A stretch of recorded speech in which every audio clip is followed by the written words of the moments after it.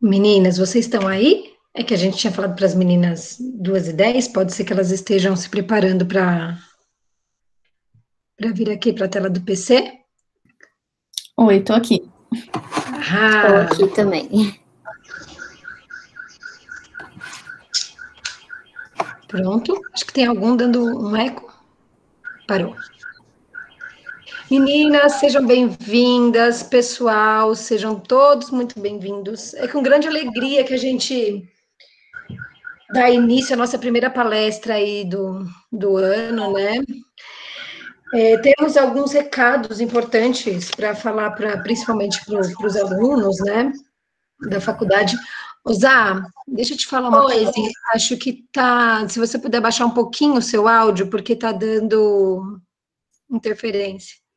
Qualquer coisa a gente Eu vai... vou ficar mutada porque tá tendo uma sirene aqui do lado. Eu acho que vai ficar incomodando aí. Na hora que eu for falar, Ah, eu eu acho vou. que pode ser isso, e aí deu a impressão de ser interferência. Bom, pessoal, acho que é interessante a gente iniciar falando algumas coisas mais burocráticas da faculdade, né? A emissão dos certificados demora aproximadamente um mês para a gente entregar para vocês, porque eles vão para o PROEX da faculdade, então até eles devolverem os certificados assinados dá esse período de aproximadamente um mês. Hoje a gente tem um formato diferente de palestra, geralmente os palestrantes que vêm aqui eles apresentam um slide, alguma coisa mais pronta, e a gente faz as perguntas no final, né? Uma questão mais diretiva, né? E hoje o que a gente programou mesmo foi um bate-papo, uma construção de conteúdo, então é legal ter a participação de vocês. E quanto mais vocês participarem, melhor para a gente, mais a gente vai alcançar outros voos aqui a partir desse bate-papo, dessa conversa. O que é legal a gente ter como combinado, né? Em algumas perguntas, se vocês puderem fazer pelo chat, legal, que às vezes está um pouco fora ali daquele contexto da conversa, né, que a gente está falando, que em algum momento a gente puxa a sua pergunta e faz também para as meninas, e a qualquer momento também, se vocês quiserem fazer algum comentário sobre o assunto que a gente está falando, vocês podem abrir o microfone e falar também. Quanto mais vocês participarem, mais a gente vai fluindo esse bate-papo, né? Uma questão que é legal também é se vocês ligarem as câmeras, a gente acaba observando todo mundo e a gente acaba vendo o rostinho de vocês, se sentindo mais próximo, que é também o que a gente precisa nessa loucura dessa pandemia, né, gente? Ter um pouquinho mais de proximidade da forma que a gente consegue. Bom, vamos iniciar então. Gabi, levanta sua mão. Gabriele, vou apresentar as meninas. Gabriele é internacionalista em formação, modelo, ativista dos direitos das pessoas com deficiência. Os trabalhos dela envolvem a representatividade da mulher com deficiência na sociedade, estando presente discutindo sobre a pauta na empresa onde ela trabalha, na faculdade e nas redes sociais. Ela nasceu com mielomeningocele, mas apenas apresentou sintomas de dificuldade de locomoção aos 18 anos, indo desde bengala para as muletas, para, enfim, usar a cadeira de rodas de forma contínua. Gabi, seja bem-vinda, viu? Muito obrigada. Olha, acho que você já tem fãs aqui no chat. Ai, muito famosa, realmente. Muito difícil essa vida. Maria é jornalista, fotógrafa, modelo, criadora de conteúdo e ativista do movimento das pessoas com deficiência. Em todo o trabalho, ela busca trazer a representatividade e a inclusão da diversidade de todos os corpos. Desde a infância, ela tem a dificuldade de locomoção devido a uma doença genética nunca diagnosticada. Na adolescência, ela passou a se locomover com cadeira de rodas. Maria, seja bem-vinda! Muito obrigada a todo mundo que está aqui hoje. Fiquei muito feliz com o convite. Ai, ó, a Gabi já é celebridade, é o que estão comentando aqui no chat. A Gabi convocou o fã-clube dela, ó, tô só sabendo aqui. Deixa em off, deixa em off. E também temos acompanhando a gente hoje a Zanandra. Zá, seja bem-vinda. Estudante, modelo, maquiadora, criadora de conteúdo e ativista PCD. Todos os trabalhos dela são voltados para a inclusão de pessoas com deficiência em todos os cenários. Ela nasceu com distrofia muscular, porém sem diagnóstico fechado. Aos 9 anos, teve um rompimento no joelho devido a erro profissional e, pós-recuperado, teve dificuldade para andar.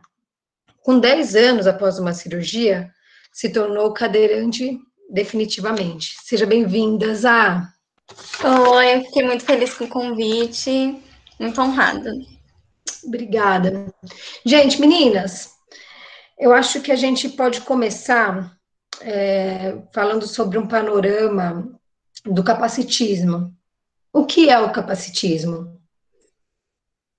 Perfeito. Tá bom, gente. Então, meninas, vou começar a introduzir um pouquinho o tema. Capacitismo, ele tá para pessoa com deficiência da mesma forma que o racismo tá para uma pessoa negra, que o machismo tá para uma mulher, que a LGBTfobia tá para uma pessoa LGBT. É o preconceito e opressão, tanto social, para pessoas com deficiência.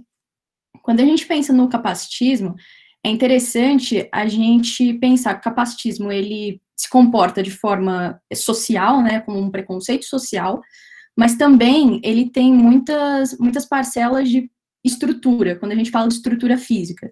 Então, o capacitismo, ele pode ser atribuído desde falta de acessibilidade, falando fisicamente, né, de um ambiente, quanto também o comportamento das pessoas para as pessoas com deficiência nesses ambientes, no trabalho, na faculdade, etc. Quando a gente entende o capacitismo, né, a palavra capacitismo, o termo, né, enquanto uma teoria, é algo muito recente. Então, no Brasil, é algo muito mais recente ainda do que essa discussão já estava sendo feita lá fora, né? Mas a gente sempre, é interessante a gente, quando a gente vai estudar, fazer recortes, né?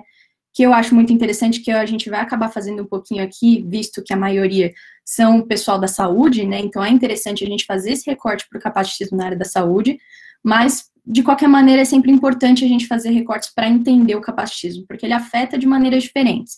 Então, na área da saúde, ele se comporta de um jeito, no ambiente de trabalho, ele se comporta de outro, na sociedade como um todo. Então, é muito importante isso. E também, ao mesmo tempo, a gente fazer uma regressão e voltar para tentar explicar o porquê que o capacitismo existe. O que aconteceu, né? Então, é uma coisa que vem, é uma situação histórica, né, desde muito tempo atrás, que a pessoa com deficiência, ela era vista como menos, como incapaz, como não serve para trabalhar, não serve para ser mãe, não serve... Ela existe e acaba sendo um fardo para a sociedade. Então, a gente pensa em sociedades, civilizações antigas, que criança nascia com deficiência, ela já era morta, porque ela não ia agregar nada para a sociedade. Quando a gente vai pensando um pouco mais para frente, a gente entra numa questão, por exemplo, uma das coisas que eu acabei estudando bastante no curso de Relações Internacionais, né? Quando a gente pensa em imigração, você não pensa em histórias de imigrantes, de refugiados com deficiência. E quando eu comecei a entrar nesse assunto, eu vi que não existiam, porque pessoas com deficiência eram impedidas de entrar num país como imigrante. Então, até não sei se todo mundo já teve a oportunidade, se um dia estiver muito interessante, conhecer o Museu da Imigração, que lá tem alguns documentos de imigrantes, né? E foi ali que me chamou a atenção essa pauta. Que em alguns documentos estava escrito, ó, a Maria e a Zanandra, elas estão permitidas a descer no Porto de Santos como imigrantes, contanto que elas não tenham abre aspas, como estava escrito no documento, um defeito físico grave.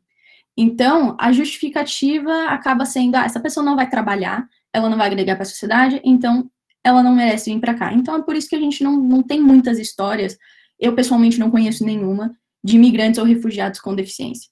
Então, já é um negócio que vem lá de trás, né? A gente também tem outras teorias, como a teoria eugenista, que implica muito forte no capacitismo hoje em dia, né? Principalmente na área da saúde, que eu acho que é uma coisa muito interessante a gente entrar mais para frente. Mas o capacitismo, dando uma introdução geral, ele se comporta dessa forma, né? Em várias vertentes para a pessoa com deficiência. E é bom falar também que essa questão toda, né, que vem do passado, ela é todo um reflexo do que a gente vê hoje, né? A história é sempre um reflexo do agora.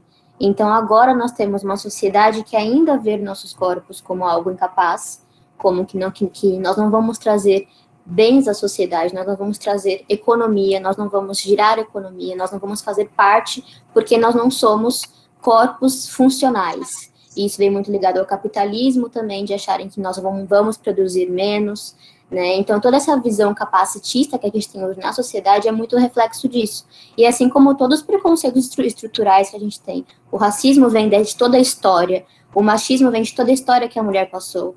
Então, tudo isso é um reflexo de hoje. É importante que a gente saiba de onde veio isso, para a gente também trabalhar e desconstruir toda essa história que veio apagando essas pessoas, nos apagando a vida inteira. É importante que a gente desconstrua isso. E o capacitismo, ele é um termo, como a Gabi falou, muito recente. Ele, no Brasil, vem desde 2016, então são quase 5 anos que ele vem sendo estudado aqui. No Brasil tem muito pouco estudo, tem muito poucos livros que falem isso. Lá fora do país se vê muito mais, porque já vem uma luta bem antiga. Desde da década de 60 já vinham lutando pelos direitos lá e falando sobre isso e começando a introduzir essa questão toda estrutural e histórica, mas aqui é muito recente, aqui vem da década de 70, 80, e mesmo assim muito esporádico, muito pouco se falado, muito pouco aberto. Na verdade, a gente veio com essa abertura do que é o capacitismo, do termo e de como ele atinge a gente, ele violenta de tantas formas as nossas vidas, né? Porque a gente acaba sendo visto como literalmente um fardo. Nós somos um fardo para existir na sociedade. Então, isso violenta o tempo inteiro o nosso mental, o nosso psicológico, a nossa vivência dentro de uma sociedade, que a gente uma hora acaba crendo que nós somos um fardo, que nós não devemos estar no mercado de trabalho porque a gente vai dar trabalho para aquela empresa. Nós não devemos ser incluídos em escolas porque nós seremos um fardo para aquela turma, para aquela classe, a gente vai atrasar a classe. E em tantas outras questões que a gente passa no nosso dia a dia. Então, o capacitismo, ele também é uma violência, além de um preconceito, né? Todo preconceito é uma violência, mas quando a gente fala em preconceito, a gente não tem noção, muitas vezes, de que, além de um preconceito, é uma violência diária que a gente vive. Só pontuando o que as meninas falaram, porque, né, elas falaram com tanta maestria, pontuando que a Gabi falou sobre a questão dos recortes, isso é muito importante você fazer esses recortes, não só das áreas, mas também recortes raciais, sociais, porque a gente não trata, a gente não combate, a gente não lê o capacitismo da mesma forma na sociedade. O capacitismo que eu sofro enquanto uma mulher branca, cis, não é o mesmo que uma pessoa com deficiência negra vai sofrer. Então, é muito importante fazer esses recortes também. E eu vi que uma pessoa pontuou no chat sobre a questão de deficiências mentais. Isso também é um ponto que a discussão do capacitismo ainda é muito confusa ainda, assim, que é difícil das pessoas verem. Porque o grupo de pessoas com deficiência é uma minoria muito diversificada. Então, o capacitismo que eu sofro enquanto uma pessoa com deficiência física não é o mesmo que uma pessoa com deficiência mental vai sofrer. Então, por ter uma diversidade muito grande, a gente tem que combater de maneiras diferentes. Sim, tem uma... Elas falaram tão bem que eu só pontuei. Sim, vamos fazendo assim de forma bem livre. Se por acaso vocês quiserem complementando, a gente vai colocando. Também colocar aqui no chat, né? Dentro, principalmente desse contexto todo que vocês foram colocando, né? A Ana Júlia colocou assim, isso quando a família não largava nos hospitais psiquiátricos, né? Então também tem uma questão para a gente levantar, né? Sobre as instituições também, né? Uhum. Posso abrir já um adendo, uma dica sobre isso? Tem um documentário que está sendo até indicado ao Oscar, chamado Crip Camp, e tem na Netflix. E ele fala sobre toda a luta anticapacitista lá fora nos Estados Unidos, que é uma luta imensa, incrível. Ele fala sobre tudo isso e fala também sobre essas alas psiquiátricas, ou não só alas psiquiátricas, mas locais, instituições que largavam pessoas com deficiências físicas também, e como isso era horrível, porque, por exemplo, assim, uma pessoa com deficiência física, né, nesses locais, nessas instituições, tinham cerca de 3 minutos para comer. Ou seja, tem pessoas com deficiência física que tem problema de glutinação. É impossível comer em 3 minutos. Para qualquer pessoa, na verdade, já é impossível. Então, as pessoas enfiando, né, os enfermeiros iam enfiando comida para que essa pessoa se alimentasse. Então, assim, vem de uma estrutura muito antiga mesmo, de incapacidade, de largar nos espaços, achando que aquele corpo não tem nada a oferecer para alguém, né? E a gente não pensa na subjetividade, a gente olha a pessoa com deficiência, a gente só olha a deficiência, a gente não olha as capacidades dela, os dons delas, o que ela é capaz de fazer, o que ela é capaz de fornecer para a sociedade, porque todo mundo é capaz de oferecer algo para a sociedade, cada um de uma forma, e é isso que precisa ver, além, né, além da deficiência, ver todas as camadas daquela pessoa. Então fica a dica para assistir o documentário. E acaba se tornando... É interessante... desculpa. Não, sem problemas.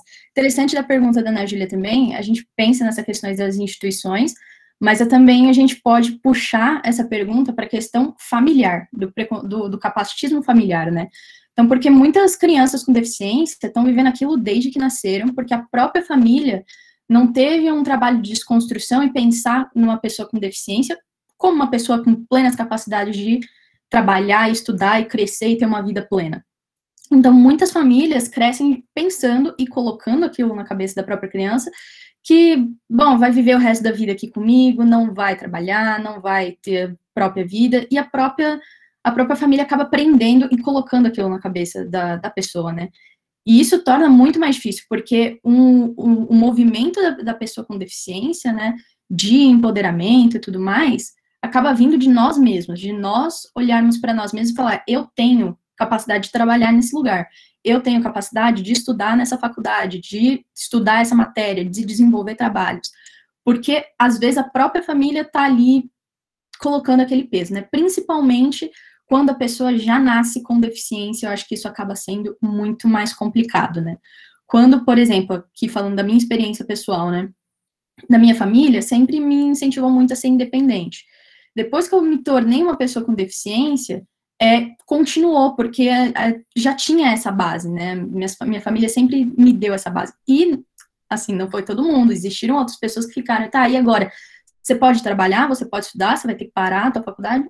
Não tem nada a ver, né, mas você vê que a pessoa, ela já tá inserida naquela estrutura, que ela já acredita que a partir do momento que você foi pra cadeira de roda, você deixou de ser capaz de fazer qualquer outra coisa, mesmo ela te conhecendo, então, é muito mais, acaba muito afetando o crescimento e o desenvolvimento da pessoa com deficiência, né, tornando muito mais difícil para ela se colocar dentro da sociedade. Então, acho que também acaba voltando esse negócio recorte, muito importante da gente discutir da própria estrutura familiar. Tem uma pergunta no chat, que eu acho que é oportuno a gente fazer agora, se dentro do capacitismo existem termos das vertentes, tem alguns termos diferentes de acordo com as vertentes, né? Aí a Anne colocou aqui, relacionou com os termos do feminismo, né? Que tem o liberal, o radical, o interseccional e etc. A gente ainda não trabalha com essas vertentes como o feminismo trabalha. O que a gente fala muito é que não existe anticapacitismo, que é a luta contra o capacitismo, sem o antirracismo, sem a luta feminista. A gente fala que a gente tem que estar nesses espaços também, que é uma briga constante para a gente estar. Porque, por exemplo, assim, quando existe uma luta muito grande lá fora também, após a morte do George Floyd, né, que foi aquele caso horrível que aconteceu, houve uma luta bem grande do anticapacitismo também estar aliado ao antirracismo.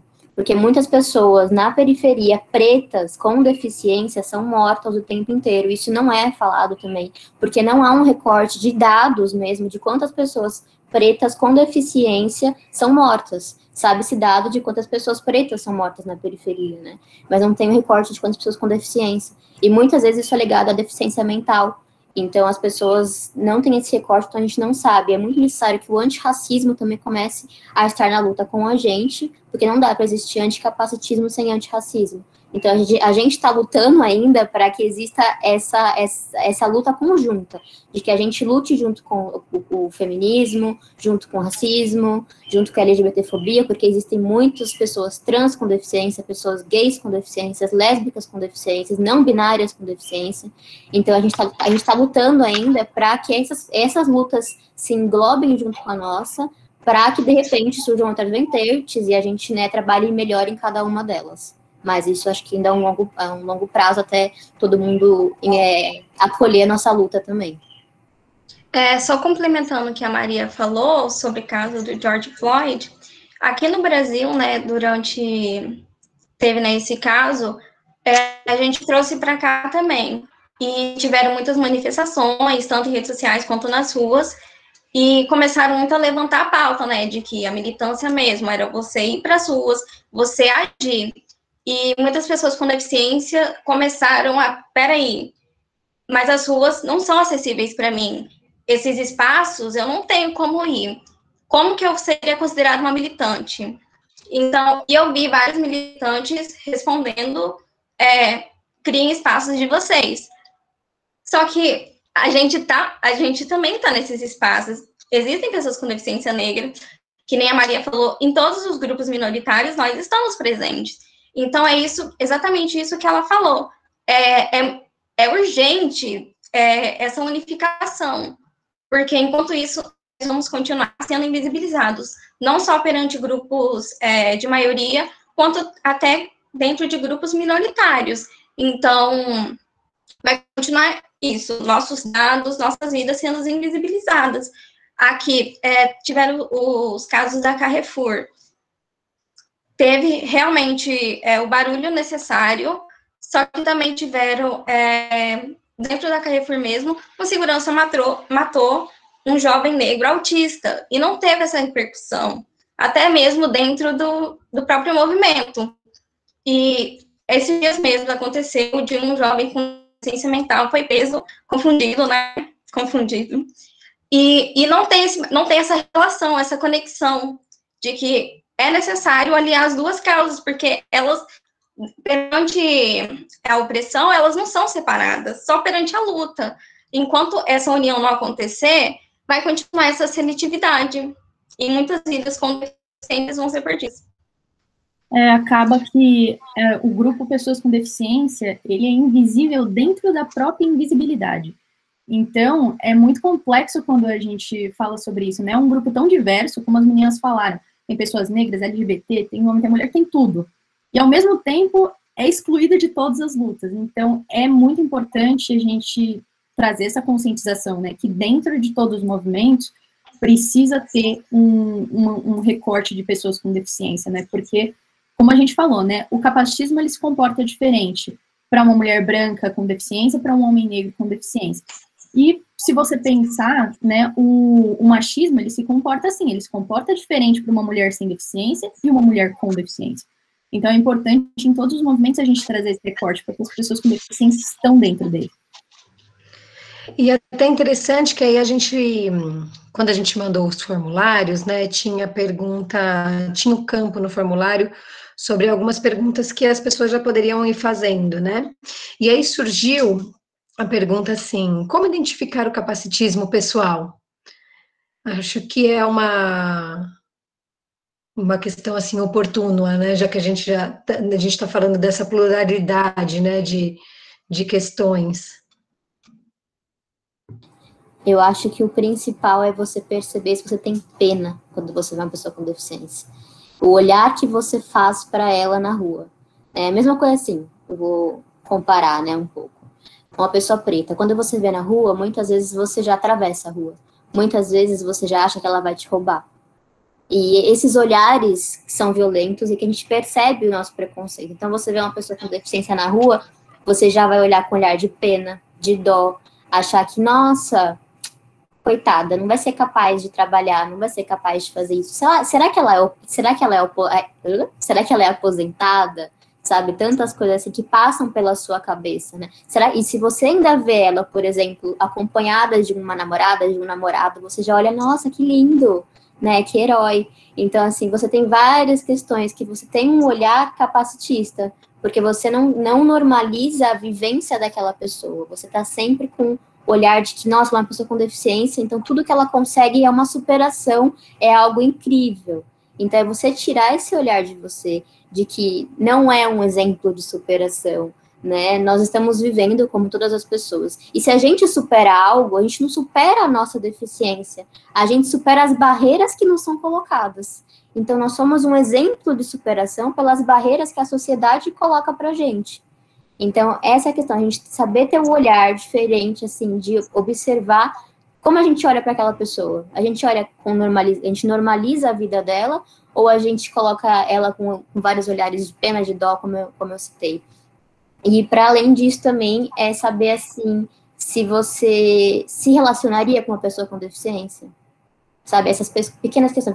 Você, na sua roda de amigos, você pensaria em ter um amigo com deficiência? Ou você ia falar, ai, mas vai dar tanto trabalho ter ele ali comigo? Entendeu? Ai, mas vai ter que ver um local acessível. Ai, mas se precisar de alguma ajuda. Esses pequenos olhares, assim, que você não inclui na sua vivência. Porque você tem esse olhar capacitista ainda. E, por fim, o que eu falaria é o nosso vocabulário. O nosso vocabulário, ele é muito rico. E no nosso vocabulário, a gente tem aprendido que muitas expressões, muitas palavras, elas são estruturas preconceituosas, são estruturas racistas, são estruturas machistas, que a gente tem que abolir, né, que a gente tem que tirar.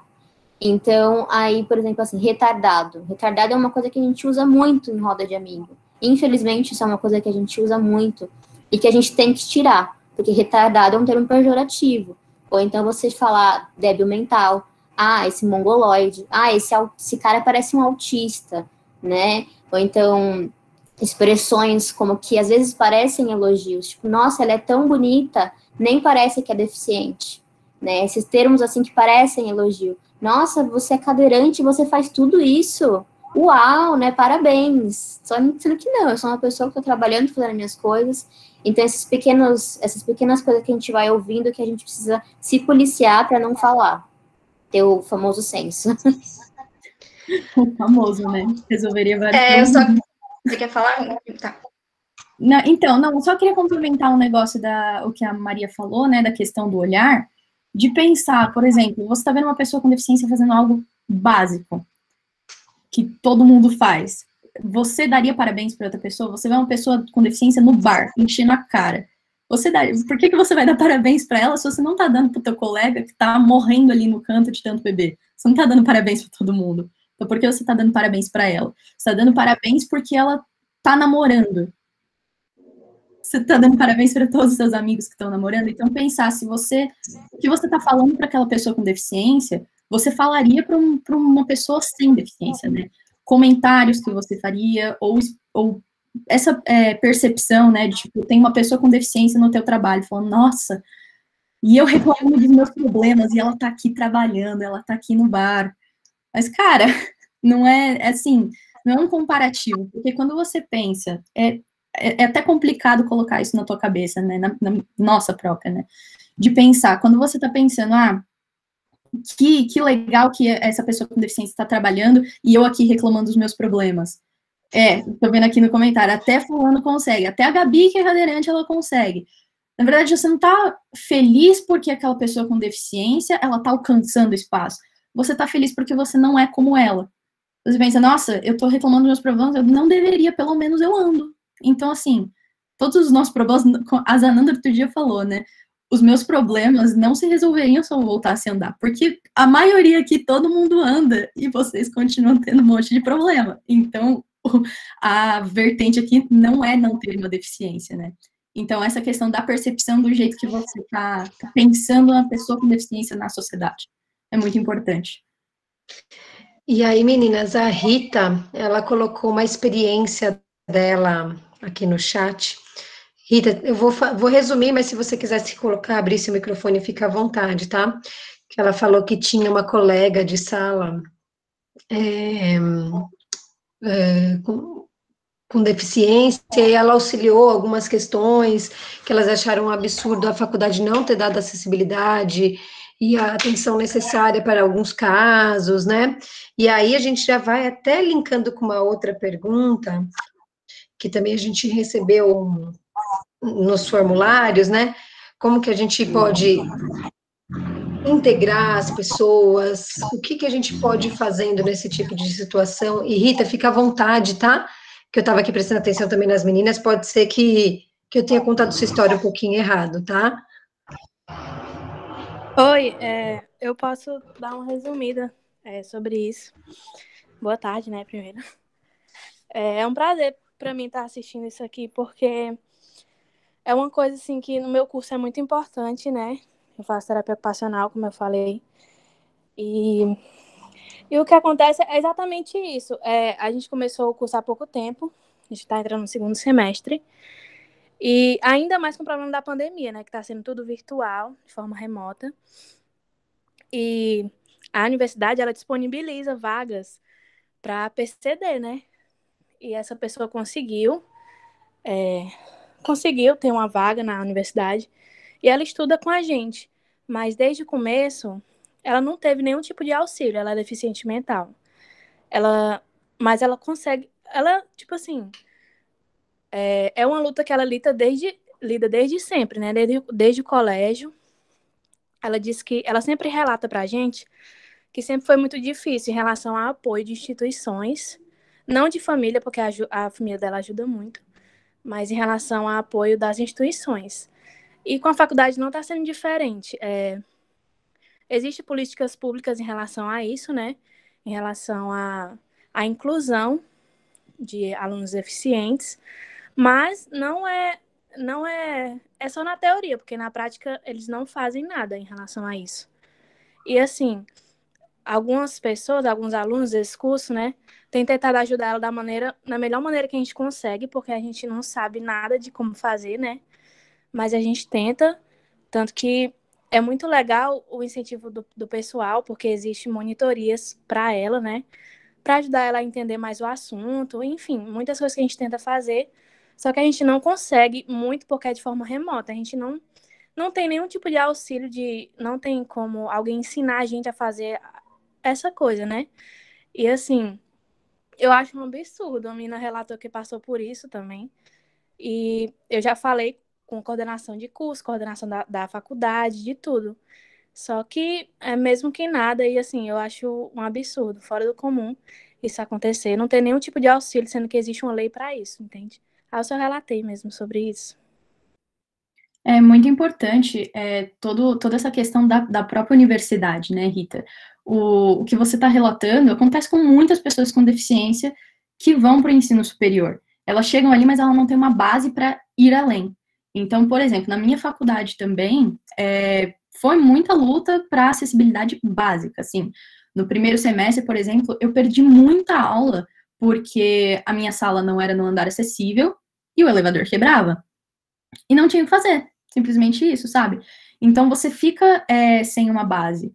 Questão é muito importante que, assim, na teoria, no mundo ideal, essas políticas públicas serem implementadas, né? E aí entra toda uma questão que a gente pensa, por que elas não estão sendo implementadas?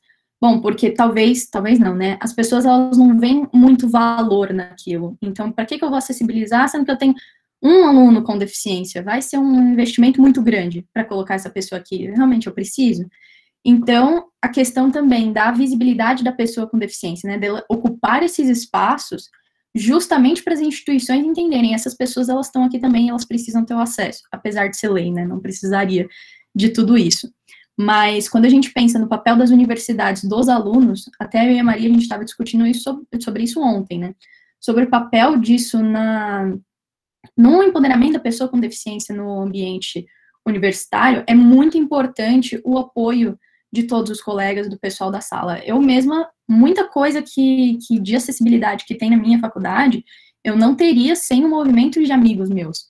De que, por exemplo, na nossa faculdade, no final do semestre, tem uma avaliação lá, eles perguntam sobre os professores, sobre o curso, sobre a universidade. E muitas amigas minhas me contaram que elas colocaram nessa avaliação a questão de acessibilidade. Então, foi muito importante esse movimento dela, o movimento dos representantes de sala de irem na coordenação, de irem na reitoria, de reclamar, de pedir acessibilidade. Então, é muito importante o movimento das pessoas sem deficiência ali também, de usar esse local, né, de eu não tenho uma deficiência, mas eu vou me impor aqui pela acessibilidade básica que essa pessoa precisa, né? Porque a universidade é o campo que começa, né? Você que dá um impulso para a tua carreira. Então, como que a pessoa com deficiência, se ela não consegue terminar a faculdade, se ela não tem uma base ali na universidade, como ela vai dar esse segundo passo? Então, é muito importante que na própria universidade tenha essas discussões, né? Essas rodas que a gente está fazendo aqui é muito importante, porque é da universidade que nasce todo o pensamento crítico, que nascem pesquisas, que nascem mestrados e teses. Então, é muito importante ter essa discussão na própria universidade, porque depois disso vai acabar sendo muito raso. Então, Rita, esse trabalho que você comentou, né, de ir atrás, é muito importante da tua parte, da parte dos seus colegas, para demonstrar esse apoio à pessoa com deficiência, né? É muito importante o papel dos alunos e da universidade nisso. Só complementando agora a Rita, desculpa, é porque eu tô bem nessa fase também, e ela deu exemplo sobre uma pessoa com deficiência mental. E essa é uma questão que a gente sempre bate, né? É o que eu falei, o capacitismo e a acessibilidade, ele funciona de maneira diferente. A gente ainda tem essa visão, a gente não, né? A sociedade em si, principalmente quem cuida de fazer essa parte da acessibilidade em universidades, tratar a acessibilidade para pessoa com deficiência física. E normalmente achar que a acessibilidade é rampa, é uma vaga, e não, a acessibilidade ela é muito mais complexa que isso, e ela não deve englobar só pessoas com deficiência física. Eu vou ingressar numa faculdade que eles têm uma visão um pouco diferenciada disso. Eles têm também programas de auxílio dentro da faculdade, porque é uma coisa que nem as meninas citaram, as pessoas com deficiência, eles passam a maioria muito perrengue nas universidades por conta disso. E é muito importante a gente ter um auxílio, um programa de auxílio com pessoas. Essa faculdade que eu vou ingressar, inclusive são alunos que são voluntários, que auxiliam pessoas com deficiências em coisas assim, que a gente nem acha que a gente pode ter alguma dificuldade e acaba tendo, seja uma rampa íngreme, seja, não sei, qualquer coisa, sabe? São várias necessidades diferentes. Então, é muito importante ter essa visão, assim, de até que nem elas falaram, de integrar mesmo os alunos sem deficiência até. Porque durante o meu ensino médio, eu estudava numa escola que não tinha acessibilidade, e eu tive até, inclusive, que mudar de sala, mas eu não tive esse apoio. Eu tive, inclusive, muita dificuldade de fazer com que os outros alunos aceitassem. Então, eu tive que tomar essa briga toda para mim. E logo depois que eu saí, entraram 2 alunos com deficiência e que aproveitaram dessa acessibilidade, não tiveram que passar pelo que eu passei. E numa universidade a gente tem que ter essa lógica também, porque eventualmente alguém pode se acidentar e necessitar do elevador, necessitar daquela acessibilidade, porque a acessibilidade é vista ainda, que nem a Gabi falou, mas eu só tenho um aluno com deficiência. Mas a deficiência é uma característica humana, todo mundo pode adquirir, todo mundo é beneficiado pela acessibilidade. Zanandra, tem uma pergunta aqui no chat perguntando se tem algum órgão em relação às universidades mesmo a se recorrer. Então, aqui no Brasil ainda, pelo menos, né, no que eu fui atrás, ainda não é unificado, não tem um órgão. Nas universidades que tem esses programas, né, essas assistências, você pode recorrer.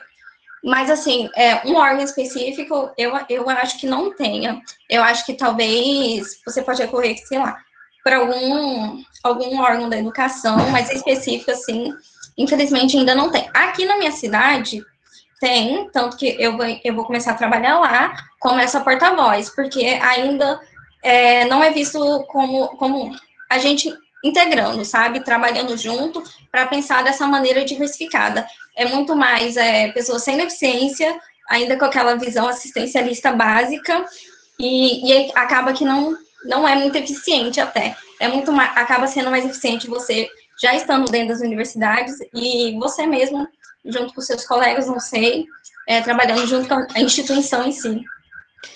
E aí a gente vai até linkando, né, da questão de como identificar o capacitismo pessoal, né, da forma que a gente olha o outro, né? E aí eu queria unir duas perguntas, né? A Jéssica comentou aqui no chat como que vocês olham o capacitismo para a questão das cotas, e aí também lá no formulário a gente recebeu uma outra pergunta que eu acho que dá para a gente englobar tudo numa só. Eu vou ler a pergunta e aí a gente vai desenvolvendo o pensamento, né? Que é como entender a negação dos corpos desviantes a partir da exclusão, da discriminação, da segregação gerada no seio da sociedade capitalista, corpo normativista, pronto, falei. Eu queria só fazer... pode falar, pode terminar. Não, eu lancei essas duas questões juntas porque eu acho que engloba as duas questões, dá para serem respondidas, mas a gente pode discriminar também, caso vocês achem melhor. Eu só quero fazer eco com o comentário da Gabi um pouco mais para trás, sobre a questão da gente olhar para a pessoa com deficiência e ter esse prazer, tipo, nossa, se ela conseguiu, eu também consigo, nossa, ainda bem que eu não passo por isso, né, esse tipo de coisa. Olha que exemplo de superação e eu aqui reclamando da minha vida. Isso tem um nome que chama Porn Inspiration, lá fora. E está vindo agora para cá, para o Brasil também, é legal a gente trazer também. O Porn Inspiration é o quê? É você sentir prazer em saber que você não passa por isso, que você não vive aquilo e, nossa, graças a Deus. Então, você fica muito feliz de ver alguém, entre aspas, sofrendo com aquela deficiência e você não. Então, nossa, você tá livre de algo, você sente sentir esse prazer. Então, eu quis trazer um pouquinho disso também.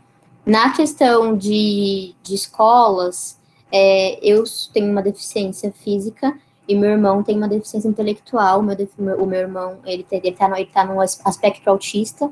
Então, a minha mãe, ela teve que lutar pelas duas coisas. Minha mãe precisou lutar para que a gente tivesse acesso físico nas escolas e suporte para ele com alguém, porque ele é muito melhor quando ele ouve a pergunta, ele consegue entender melhor e compreender melhor. Então, tinha que ter alguém lá fazendo a prova oral com ele. E ela teve que lutar por isso, nos anos 90. Então, assim, isso a gente fala de universidade, mas isso vem desde a escola que a gente precisa ter. Nas universidades, nós somos menos de 1%. E por que somos menos de 1%? Porque muitas das crianças, das jovens, não conseguem nem entrar na escola, nem ter uma adaptação adequada para elas, ou seja, muito dificilmente ela vai estar numa universidade, porque não teve preparo da base dela, não houve base para ela chegar até lá. E aí, quando ela também chega até lá, não tem outra base para ela, e é mais uma luta para ela conseguir estar. Então, a gente precisa lutar desde a base, se preocupar desde a base, das escolas serem acessíveis, das escolas colocarem pessoas com deficiência, né, ter a inclusão de fato. O ano passado a gente teve um decreto que foi barrado, né, que o presidente, né, quis colocar um decreto de escolas especiais. Então, ele queria separar alunos com deficiência de alunos sem deficiência. Então, segregar ainda mais, né, em vez de preparar a inclusão de fato. Porque quando a gente fala de inclusão, é o que eu falo, inclusão não é sobre a pessoa com deficiência. Inclusão é numa periferia, tem meninas que não têm acesso ao absorvente, e quando estão menstruadas, elas faltam a aula, porque elas não têm como ir para a escola, porque não tem absorvente. Então, a escola tem que ter uma inclusão para elas, de saber que ela vai ter um rendimento menor porque ela perdeu aquelas aulas. Ou então crianças que passam fome, que o único alimento delas é a merenda. E quando você não tem uma boa alimentação, o seu raciocínio também é diferente, é demorado, porque o seu corpo não está preparado para absorver aquilo que não tem nutrientes necessários. Então, quando a gente fala em inclusão, em englobar e ter acesso para todo mundo na escola, é saber que as pessoas são diferentes, têm uma realidade diferente daquilo, e como acolhê-las. Então, eu quis também trazer esse ponto. E aí eu nem lembro mais as perguntas agora, então se quiser, a Gabi complementa. Tinha pergunta, só para a gente arrematar. Ai, deixa eu fazer uma pergunta. O Vanderlei está com a mão levantada. Você quer falar? Vanderlei? Ele mandou no chat. Foi sem querer? Tudo bem, eu vi que você mandou no chat o vídeo, né? Então tá lá para todo mundo ver, da Regina Casé, né? Onde ela fala da filha, que ela sofre muito disso. Eu posso fazer só um complemento sobre a Regina Casé? A Regina Casé é uma pessoa com muita visibilidade, né? E ela trouxe a pauta do capacitismo de uma maneira muito respeitosa, porque uma coisa que pais de pessoas com deficiência muito comum, que a gente vê e a gente, né, luta também, é sobre eles quererem falar por nós, não respeitar o nosso local. E ela fez isso de uma maneira muito respeitosa, respeitando o lugar dela, que é mãe de uma pessoa com deficiência. E o fato dela, do alcance dela ser grande, ela alcançou gente que nunca tinha ouvido falar sobre capacitismo. E ela foi, e caiu até uma questão na prova da Unicamp, né? Um vestibular tão importante, caiu sobre o capacitismo. Então, sobre um tema que a gente quase nunca viu pautado, e quando viu pautado, não tinha o nome capacitismo. Então, para vocês verem, né, o quanto que foi importante, como é importante pessoas assim com esse alcance tratarem o capacitismo, principalmente da maneira correta, porque normalmente a gente vê pais de pessoas com deficiência, até pessoas que não têm ligação com pessoas com deficiência, tratarem que nem a Maria falou, que é aquele pornô de inspiração, que é da maneira errada, que só fomenta o que a gente está tentando combater. Rapidinho, já que ela falou, eu queria falar um pouquinho. Eu mesmo não conhecia nada sobre o capacitismo até eu ver bastante coisa da Regina Casé mesmo. E eu achava que era uma coisa meio que ligada a racismo, essas coisas. Só que tem um vídeo que ela também posta do genro e da filha, que ela faz total diferença entre o que é o capacitismo e o que é o racismo, porque tem muita diferença, né? São lutas e tais, mas são diferentes, totalmente diferentes. Exatamente, não é a mesma coisa, mas caminham juntas e sempre precisam estar ali no paralelo, né? Sempre respeitando, né, as diferenças, que são lutas diferentes realmente, mas é sempre importante reconhecer que a gente está andando ali lado a lado. E a pergunta que a gente tinha recebido é essa relação das cotas, o que vocês entendem e compreendem em relação às cotas para pessoas com deficiência nas universidades, e já relacionando também com a questão dos corpos desviantes e a estrutura da sociedade capitalista, como que isso influencia, o que vocês entendem por isso também? A questão das cotas eu vejo como igual para as pessoas pretas, é uma dívida histórica. A gente não teve os mesmos acessos, ponto. Não tivemos os mesmos acessos que a maioria das pessoas tem. Então, a gente necessita dessa abertura, que como eu disse anteriormente, muitas vezes a escola não dá base, a escola às vezes deixa o aluno ali largado, então como é que ele vai aprender de fato como todos os outros alunos? Então, ele precisa, sim, ter uma brecha, digamos assim, para ter uma facilidade para entrar. Nem é uma facilidade, né? Como eu disse, é uma dívida histórica por nunca ter dado acesso para a gente. Mas também outra questão assim, por exemplo, no mercado de trabalho também há cotas. E mesmo essas cotas já fazendo quase 30, acho que fez 29 anos no ano passado de lei de cotas, a gente ainda é 1% no mercado de trabalho. Por quê? Porque não há conscientização e inclusão do que é inclusão. Colocam a lei, que é muito importante ter a lei, porque se não fosse a lei, a gente seria 0,01%, com certeza. Porém, ainda precisa ter a dinâmica de entender o que é inclusão, do que é acessibilidade, como as empresas, como os espaços o incluem, porque não adianta só, temos que cumprir a lei, então vamos pegar alguém e colocar ali numa mesinha de escritório, numa ala operacional apenas, para a gente estar cumprindo a lei, sendo que não, tem que entender que pessoas com deficiência, elas vão englobar todas as áreas. Aqui a gente tem a Gabi se formando em Relações Internacionais, temos a Zanandra, que vai fazer também, acho que Relações Internacionais, Relações Públicas, não lembro agora. Eu que me formei em jornalismo. Então, assim, temos em várias áreas. O meu irmão, como autista, ele é artista plástico. Então, tipo assim, temos várias pessoas com deficiência em várias áreas. Não somos só vagas operacionais e temos várias capacidades. Então, é muito importante que exista a lei e a lei de cotas para dar esse espaço, para mostrar que é necessário incluir as pessoas. Mas precisa ter, junto às leis, precisam ter mais políticas de mostrar como incluir, o porquê se deve incluir, a importância disso, né? Existem dados, existem várias estatísticas que falam que empresas que têm diversidade, que se importam de fato com diversidade, o rendimento é muito maior nessas empresas, e elas têm muito até mais lucro, né? Se a gente falar de capitalismo, existem até mais lucro, Porque se uma empresa se preocupa com tudo isso, ela vai se preocupar em ter campanhas com diversidade, que as pessoas vão se sentir representadas, então elas vão querer consumir aquele produto. Quando a gente fala de capitalismo também, como foi citado, a gente tem que pensar que pessoas com deficiência são consumidoras. Elas vão consumir, elas vão comprar, elas têm poder de compra, então elas vão também girar, mas para elas girarem o comércio, para girar a economia do país, tem que dar oportunidade de trabalho, tem que dar oportunidade de estudo, e tem que dar oportunidade dela entrar na loja, dela entrar no restaurante, dela entrar naquele espaço, porque se não tiver o espaço acessível, a gente não vai consumir ali, a gente vai consumir em outro lugar, e aí o giro da nossa economia vai ser menor por conta disso. Então, é muito importante que se pense em todas essas questões. Eu só queria complementar o que...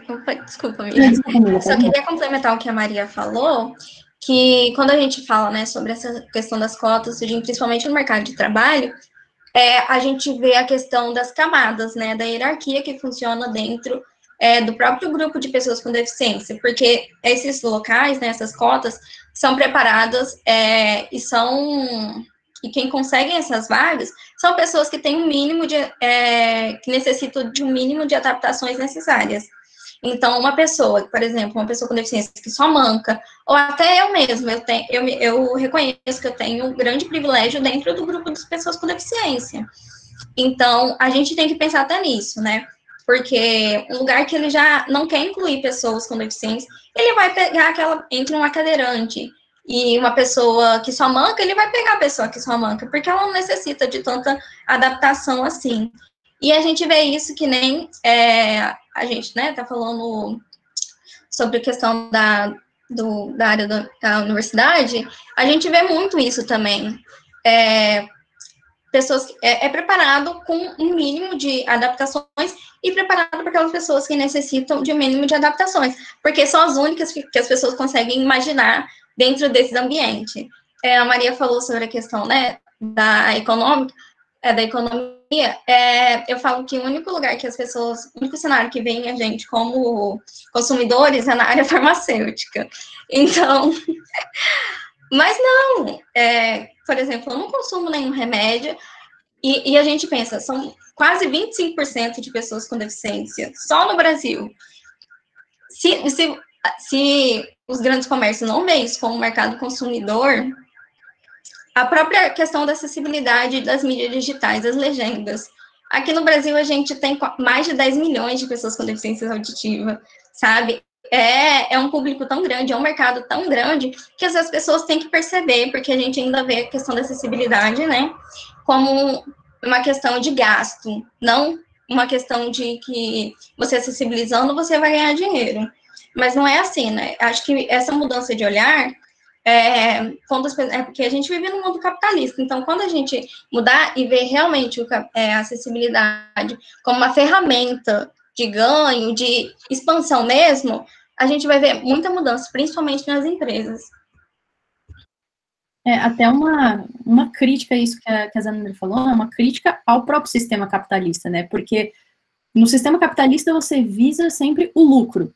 Mas se você está pensando no lucro e, ao mesmo tempo, você está se dando o luxo de excluir 30% dos seus consumidores, você olha e fala, eu não preciso de 10 milhões de consumidores que precisam de legendas, você não está pensando no seu lucro. Então, no que exatamente você está pensando, né? Então, a pessoa com deficiência, ela acaba não sendo vista como essa pessoa que, como as meninas falaram, tem um poder de compra. Eu trabalho, eu posso consumir. Eu sou uma consumidora. Só que aí pensa desde a questão da empresa, né? As empresas, quando elas atendem a lei de cotas, elas sempre pensam, bom, estou aqui atendendo uma necessidade que o governo me impôs, mas essa pessoa, ela não vai passar muito daqui, então eu vou deixar ela para atender um telefone, para fazer um trabalho básico. Por quê? Evolução eu não vejo, porque já aí volta aquele negócio, toda a questão histórica, né? As empresas entendem uma pessoa com deficiência como um meio funcionário, como essa pessoa vai fazer só metade do trabalho. Mas, na verdade, não, né? Quando a gente pensa, pô, a Maria, ela não faz o trabalho de uma meia jornalista. Inclusive, ela faz de jornalista completa, de fotógrafa, de modelo, de atriz, ela faz mais trabalho que muita gente. Então, assim, Como que tá pensando que essa menina não tem um poder de compra, um poder de estar ali no mercado de trabalho? Então, a lei de cotas, ela é muito importante para combater isso, mas ela também precisa ser muito reformada, porque ela ainda está dando uma brecha para entender o funcionário com deficiência como tá ali porque precisa, sabe? Então, voltando à pergunta, né? É muito importante, mas a gente precisa discutir como evoluir ela de uma melhor maneira possível. Eu queria só colocar aqui para o pessoal da palestra, quem fez essa pergunta do capitalismo, do corpo novo ativismo, se tiver por aqui e quiser comentar alguma coisa, sanou a dúvida. Oi, Vi, Oi, tudo bem? Primeiro eu queria só comentar com a galera que está de parabéns pelo debate, pela discussão, uma discussão muito importante, né, para a gente fazer essa atual conjuntura, né? o Cícero, fala um pouquinho mais alto, por favor. Dá para ouvir agora? Dá, melhorou. Então, fiz essa pergunta, né, no intuito de dar uma problematizada e tentar pensar como que se faz, né, a lógica capitalista no mundo moderno, né? De ter uma sociedade extremamente produtiva, né? E aí, assim, a gente sabe que as pessoas com deficiência, os corpos desviantes, né, eles operam em uma dinâmica diferente, né? Não atende os requisitos econômicos, políticos, culturais, sociais, né? Então, assim, é muito interessante pensar que a padronização do corpo, né, e a estruturação da sociedade nessa ideia de produção, ela atende essa demanda do capital, né, de uma produção em larga escala, de uma produção concentrada ali na mão da minoria, né, da burguesia. E aí, assim, se a gente para pensar que esse corpo desviante, ele não produz da mesma forma com que se alimenta a corponormatividade, né, não interessa para a indústria, não interessa para as empresas. Tanto que o dado estatístico que a nossa amiga trouxe, né, demonstra claramente que 1% da população com deficiência está no mercado de trabalho. E está no mercado de trabalho não porque de fato existe uma generosidade ou existe uma compreensão crítica do empregador, mas porque é um requisito jurídico, né, é um requisito judicial, digamos assim, em termos de legislação. Né, porque o Estatuto da Pessoa com Deficiência tem o quê? Talvez 5 anos, né? Não sei se eu estou certo, mas acho que em 2015 que foi elaborado e passou a LBI. em 2016, não é isso? Isso, foi 2015 a LBI, a Lei Brasileira de Inclusão. Exatamente. Então, assim, a gente tem poucos anos, né, de inserção das pessoas com deficiência no mercado de trabalho, né, no sentido de ter uma lei que propicia essa inclusão. E aí, assim, para resumir a minha fala, né, tem essa questão do poder de compra das pessoas com deficiência e tem também essa questão da produtividade, né? Porque no capitalismo, né, um ser produtivo, ele precisa ter o corpo, organicamente falando, completo. Ele precisa ter 2 membros, 2 pernas, ele precisa ter um cognitivo preservado, ele precisa ter ali não só tudo isso, mas uma conduta social que ela é construída historicamente, institucionalmente, né, para atender essa demanda da produção. E o corpo desviante, ele opera em uma lógica diferente, né? Ele tem ali toda a sua característica, né, intrínseca. Então, assim, só para dar uma problematizada, eu fiz a pergunta pensando nesse sentido. Eu quero fazer eco nisso, que a gente vê isso não somente nas pessoas com deficiência, né? Mas a gente para falar como mulher. A mulher também, no mercado capitalista, ela não é benquista. Tanto que ganha-se menos, e se tem menos mulher no mercado de trabalho também. Por quê? Porque falar, a mulher vai engravidar, ela vai parar 6 meses. Depois ela vai ter um filho, e aí o filho vai dar trabalho, o filho vai precisar ir no médico, e a mãe vai no médico. Então aí a minha produção vai ser diminuída por conta disso. Então talvez a mulher deva ganhar menos, talvez a mulher nem deva contratar. Aí muitas entrevistas que acontecem, você pretende ser mãe? Mas você é casada? Você já tem filhos? Por quê? Porque vem a mulher também como um corpo, como uma pessoa que não vai dar tanta produção. E por isso, na maioria das empresas, se vê o quê? Se vê o homem cis, né, branco, porque ele vai dar menos trabalho. Porque se você para também para pensar numa mulher preta, um homem preto, talvez se ele for atender um público, o público fique meio assim, porque ainda a sociedade é racista, né? Então olha um homem preto, uma mulher preta e também não vê com bons olhos. Então são tantas questões assim que no capitalismo em si, todas as minorias não são benquistas. Muitas mulheres trans tem que ir para a prostituição, porque não dão espaço à mulher trans no mercado de trabalho. Então, todo corpo, né, que é, como ele disse, desviante da corpo-normatividade, ele é excluído, né, ele não é bem visto no mercado de trabalho, numa estrutura social no geral. Só complementando, na visão utilitarista que ele citou, eu acho que no mercado de trabalho, o que mais se aproxima, né, da lógica das pessoas com deficiência, são pessoas gordas, que são vistas de uma maneira que vão produzir menos, até mesmo na questão de estrutura. Sempre que eu vou em estabelecimentos locais, eu sempre observo os lugares que são destinados para funcionários e para clientes. E na parte dos funcionários, você pode ver que são espaços menores, portas mais estreitas, algo assim, já pensado para corpos magros e sem deficiência. Então, quando você vê, né, essa lógica utilitarista, nós e pessoas gordas somos as mais prejudicadas nesse sentido, porque os ambientes, tudo, a gente são preparados para ver a gente como pessoas que vão produzir menos. Sendo que não, se a gente tiver as adaptações necessárias, que não são muitas, assim, é aquilo, se pensado desde a construção do local, desde a elaboração, seja física, seja de todo o funcionamento dinâmico da empresa, não tem trabalho em acessibilizar, e a gente vai produzir tanto quanto pessoas que não, que estão no padrão. Eu acho que a gente pode aproveitar esse tempinho. A Jéssica estava com a mão levantada. Você quer comentar alguma coisa, Jé? Assim, referente ao mercado de trabalho, dentro da minha ignorância, eu sempre vi a questão das cotas e estava na empresa, sempre falavam assim, aquele 2% destinado às pessoas com PCD. E esses dias, olhando a internet, eu acabei me deparando com um post que falava que todas as vagas eram destinadas às pessoas, você não poderia segregar. Não é porque a vaga é para PCD e a vaga não está escrito que não é para PCD, que a pessoa com PCD ela não poderia se candidatar a essa vaga. E aí eu vi algumas pessoas comentando, isso foi no LinkedIn, que automaticamente pessoas com PCD se candidatando a vagas que não eram nesses sites destinados, elas já eram excluídas.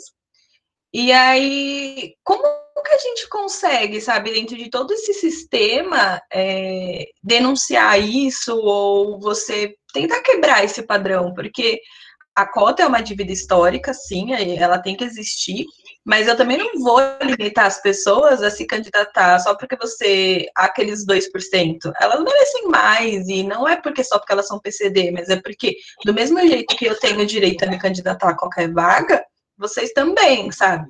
E aí, como que a gente quebra isso, sabe? Na verdade, pode falar, amiga. Obrigada. Não, é muito importante a gente reconhecer isso, porque muitas empresas, elas já dão uma voltinha para não incluir a pessoa com deficiência, né? Então, tem muitas vagas, por exemplo, que você vai ver na descrição que o pré-requisito é conseguir carregar peso para uma vaga de secretária. Então, não justifica. Na verdade, é uma volta para falar, bom, a pessoa com deficiência, ela não vai conseguir carregar peso, né? Então, ela não vai ser incluída nessa vaga. Então, eu vejo, né, uma das maneiras da gente combater isso seria pensando na cultura da própria empresa, que é muito importante. Por exemplo, na empresa que eu trabalho, a cultura é muito importante de inclusão, né? É um trabalho muito grande da própria empresa. Então, você vê pessoas com deficiência em cargos de liderança, você vê pessoas com deficiência com plano de carreira. Mas, na maioria das empresas que não tem essa cultura, acaba não tendo. Então, a questão da representatividade seria um ponto muito importante. Uma coisa que é importante citar é porque, quando são pensadas essas vagas, né, para pessoas com deficiência, não estão olhando para o nosso currículo, estão olhando para a nossa deficiência, né? Porque, se for parar para pensar, olha o currículo, né, da Maria, por exemplo, é um currículo recheado, assim, que se a pessoa não sabe que ela é uma pessoa com deficiência, contrata assim, sem pensar duas vezes. Então, acaba aquilo, né, que nem todo grupo minoritário, e eu vejo que a gente ainda tem um pouquinho mais que isso, que a gente tem que ter um currículo triplamente qualificado para conseguir uma vaga que uma pessoa sem deficiência conseguiria, sei lá, só tendo uma graduação, por exemplo, sabe? Conseguiria com um esforço bem menor do que o que nós teríamos. Tem a questão também, assim, de que tudo bem, tem empresas que a gente deveria poder entrar de qualquer forma, né? Só que aí a gente se candidata e essas empresas não são acessíveis. E aí? Aconteceu muito comigo já. Deu meu currículo, como as meninas disseram, muito obrigada, é muito bom, sabe? Então, assim, já fui chamada para diversas entrevistas e, uau, seu currículo é ótimo, vem aqui, a gente quer fazer uma entrevista. E aí o local não era acessível e eu trabalho como, entendeu? Eu vou estar lá como. E a pessoa nem se propõe a acessibilizar porque, vai ser um gasto a mais, né? Sendo que eu posso contratar outra pessoa. Então, assim, a gente tem o direito de estar em todos os espaços, não deveria ter, tipo, vagas para PCD, devia ter vagas para todo mundo, só que a questão é que, infelizmente, né, principalmente quando a gente fala no Brasil, a maioria das empresas não se preocupam com isso e não são acessíveis, então, infelizmente, a gente ainda fica refém das vagas PCD. Existem algumas empresas já mudando, né, percebendo da importância da diversidade dentro das empresas, começaram a colocar, assim, vaga destinada para todos, PCDs, negros, mulheres, pretos. Então, assim, já tem empresas que já colocaram, assim, que aceitam todos os tipos de pessoas, né? Que é o correto, é ter o espaço para todo mundo. Mas ainda são poucas. E para lutar contra isso, né, o que tem que fazer, se for possível, né, processar esses locais, né, e contra no Ministério Público, fazer as denúncias. Mas a gente sabe que, infelizmente, a lei é muito devagar, é muito complicada, e eu falo, né, se eu fosse viver de processo, né, eu estaria o tempo inteiro entrando com processo, assim, todo dia da minha vida quase eu estaria lá abrindo um processo contra alguém, contra algo, porque a maioria dos espaços não são acessíveis, já passei por diversas questões de discriminação, empregabilícia e outras questões de escolas, eu falo, então, minha mãe, então, quando a gente era criança, se ela fosse processar cada escola que negou o meu irmão, que negou a mim, nossa, ela teria processado metade das escolas, mais da metade das escolas aqui do ABC Paulista. Só complementando rapidinho o que a Maria falou, eu vejo aqui no Brasil também, que as empresas, ela tem uma lógica mediatista, né? Então, quando você pensa, por exemplo, se algum lugar se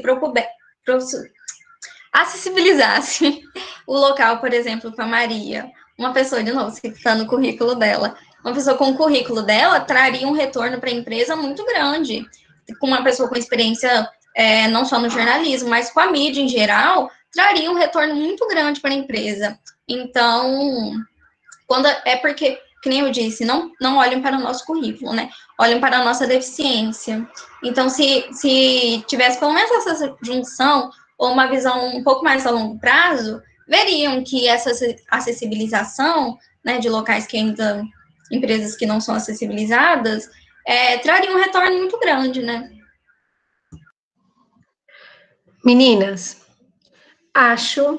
vou propor aqui uma coisa, que a gente podia mudar um pouquinho do foco agora, porque a gente recebeu outras perguntas mais relacionadas à área da saúde.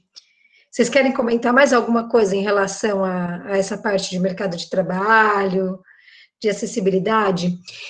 Então, eu vou lançar a pergunta como um todo, e aí a gente vai buscando, né?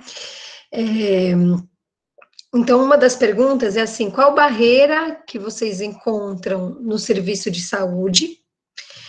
E aí eu já complemento a pergunta com uma questão muito importante para nós, terapeutas, né?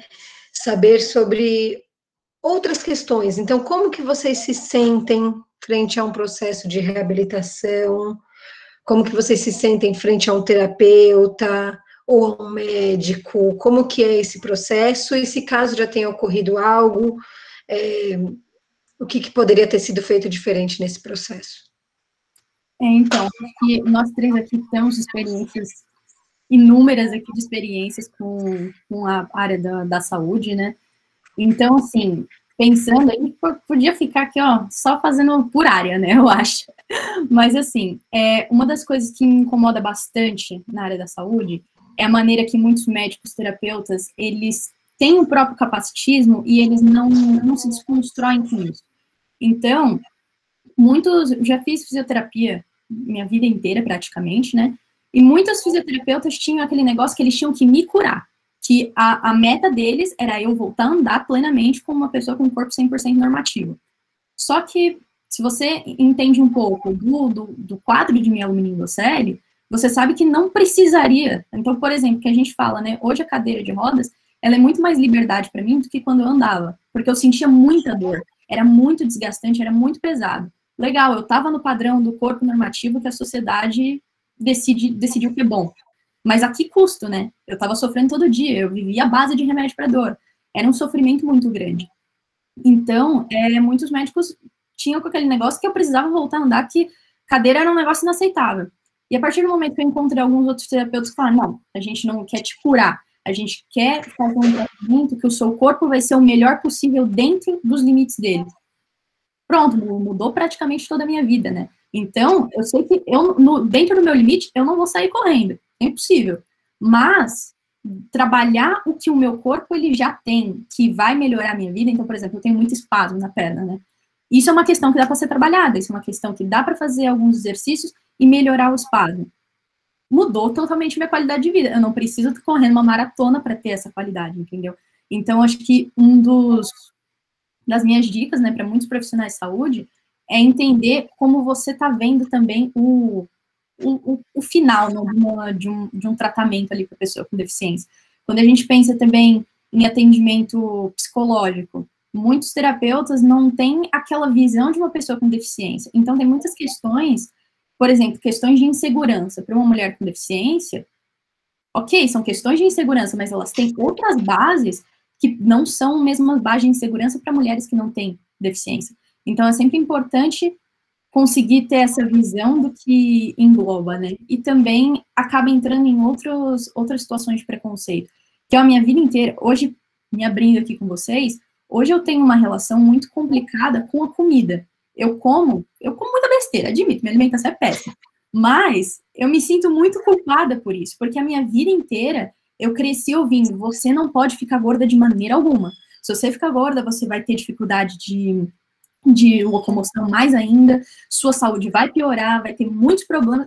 Então, assim, dá para você falar, olha, você precisa manter uma alimentação saudável, você precisa cuidar mais da sua saúde física do que outras pessoas. Você pode falar isso com um cuidado maior do que falar, ó, você não pode engordar de maneira alguma.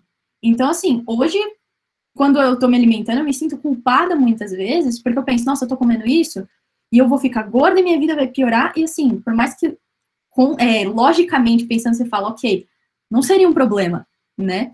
Não tem problema nenhum, se eu gosto do meu corpo, tá tudo bem, minha saúde tá boa, tá tudo bem, não importa o tamanho da roupa que eu tô usando. Mas vai explicar isso lá dentro, pra tua cabeça, que ouviu a vida inteira que você não podia de maneira alguma chegar naquele padrão do seu corpo. Então, já ouvi coisas assim, olha, você, além de cadeirante, você ainda quer ser gorda? Poxa, como que um médico fala isso pra você, sabe? Então, acaba entrando nessas violências que eu acho que um profissional de saúde, ele precisa ter muito cuidado na hora de falar, né? Porque uma frasezinha que os médicos falaram a minha vida inteira, que, assim, pro médico, ali, ele tá falando ali totalmente normal, para mim, mudou a maneira que hoje, 22 anos depois, eu me relaciono com a alimentação. Então, assim, é muito importante essa questão do cuidado e do profissional olhar as questões da deficiência quando está tratando uma pessoa com deficiência. Eu falo que os médicos, infelizmente, eles ainda têm a questão de querer colocar em caixas, querer colocar a gente em padrões corpos normativos. Então, assim, eu tenho que andar. Essa minha paciente tem que voltar a andar, eu tenho que fazer de tudo para ela voltar a andar, eu tenho que forçar até o limite dela, eu vou buscar coisas para ela voltar a andar, ou para ela parar de usar muleta, ou para ela voltar a enxergar. Então, assim, tem que ter alguma forma, eu não posso deixar que ela vire uma pessoa com deficiência, que ela seja uma pessoa com deficiência. Então, está sempre forçando terapias e forçando métodos para que force o corpo dela ao limite, e muitas vezes esse limite é muito pior para ela. Esse limite não respeita o corpo dela.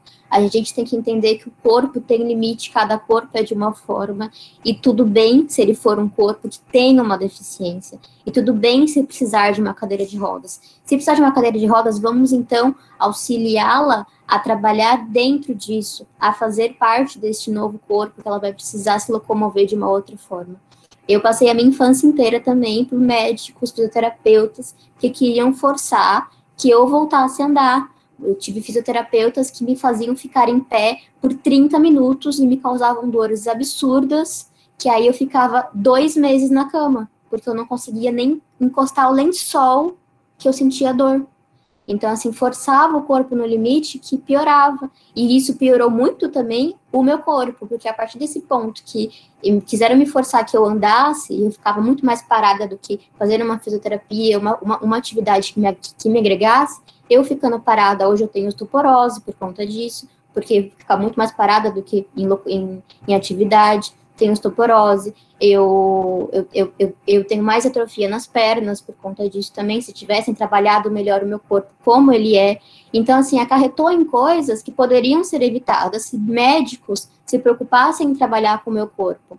Eu fui aprender, por exemplo, a empinar a minha cadeira de rodas, que é algo essencial, eu fui aprender no ano passado, porque eu encontrei um instituto de reabilitação que se preocupou em trabalhar como eu sou, quem eu sou agora, como eu me locomovo agora. Porque os outros fisioterapeutas que eu passava se preocupavam só em ter, vamos forçar a você a levantar, a ter mais força muscular, vamos fazer isso. E me tirava da cadeira, me colocava num tablado, me colocava no suporte no chão, algo assim, para que forçasse o meu corpo e não auxiliasse junto à cadeira, que hoje faz parte do meu corpo, é a extensão do meu corpo.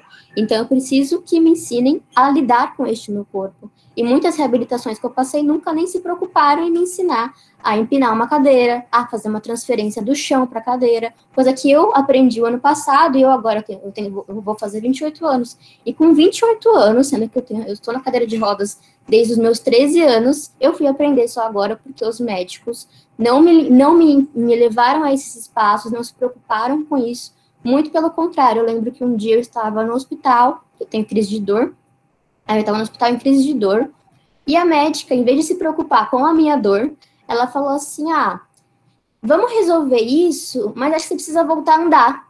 E eu, tipo, lá, morrendo de dor, a minha última preocupação naquele momento era voltar a andar, eu só queria parar de sentir dor. Eu precisava de uma morfina, algo do tipo assim. E ela, não, eu vou chamar uma fisiatra, vou chamar uma fisioterapeuta aqui, uma equipe, pra gente ver. E enfiou uma órtese no meu pé lá, porque ela queria puxar para ir me causando mais dor ainda. Então, assim, ainda tem muito esse modelo biomédico de que é necessário a pessoa que tem uma deficiência tirar essa deficiência dela. Eles falam, né, tanto que falam-se muito a portador de deficiência, porque querem que ao tempo inteiro a gente tire a nossa deficiência, né, que a gente porta, então vai tirar. E não, nós somos pessoas com deficiência.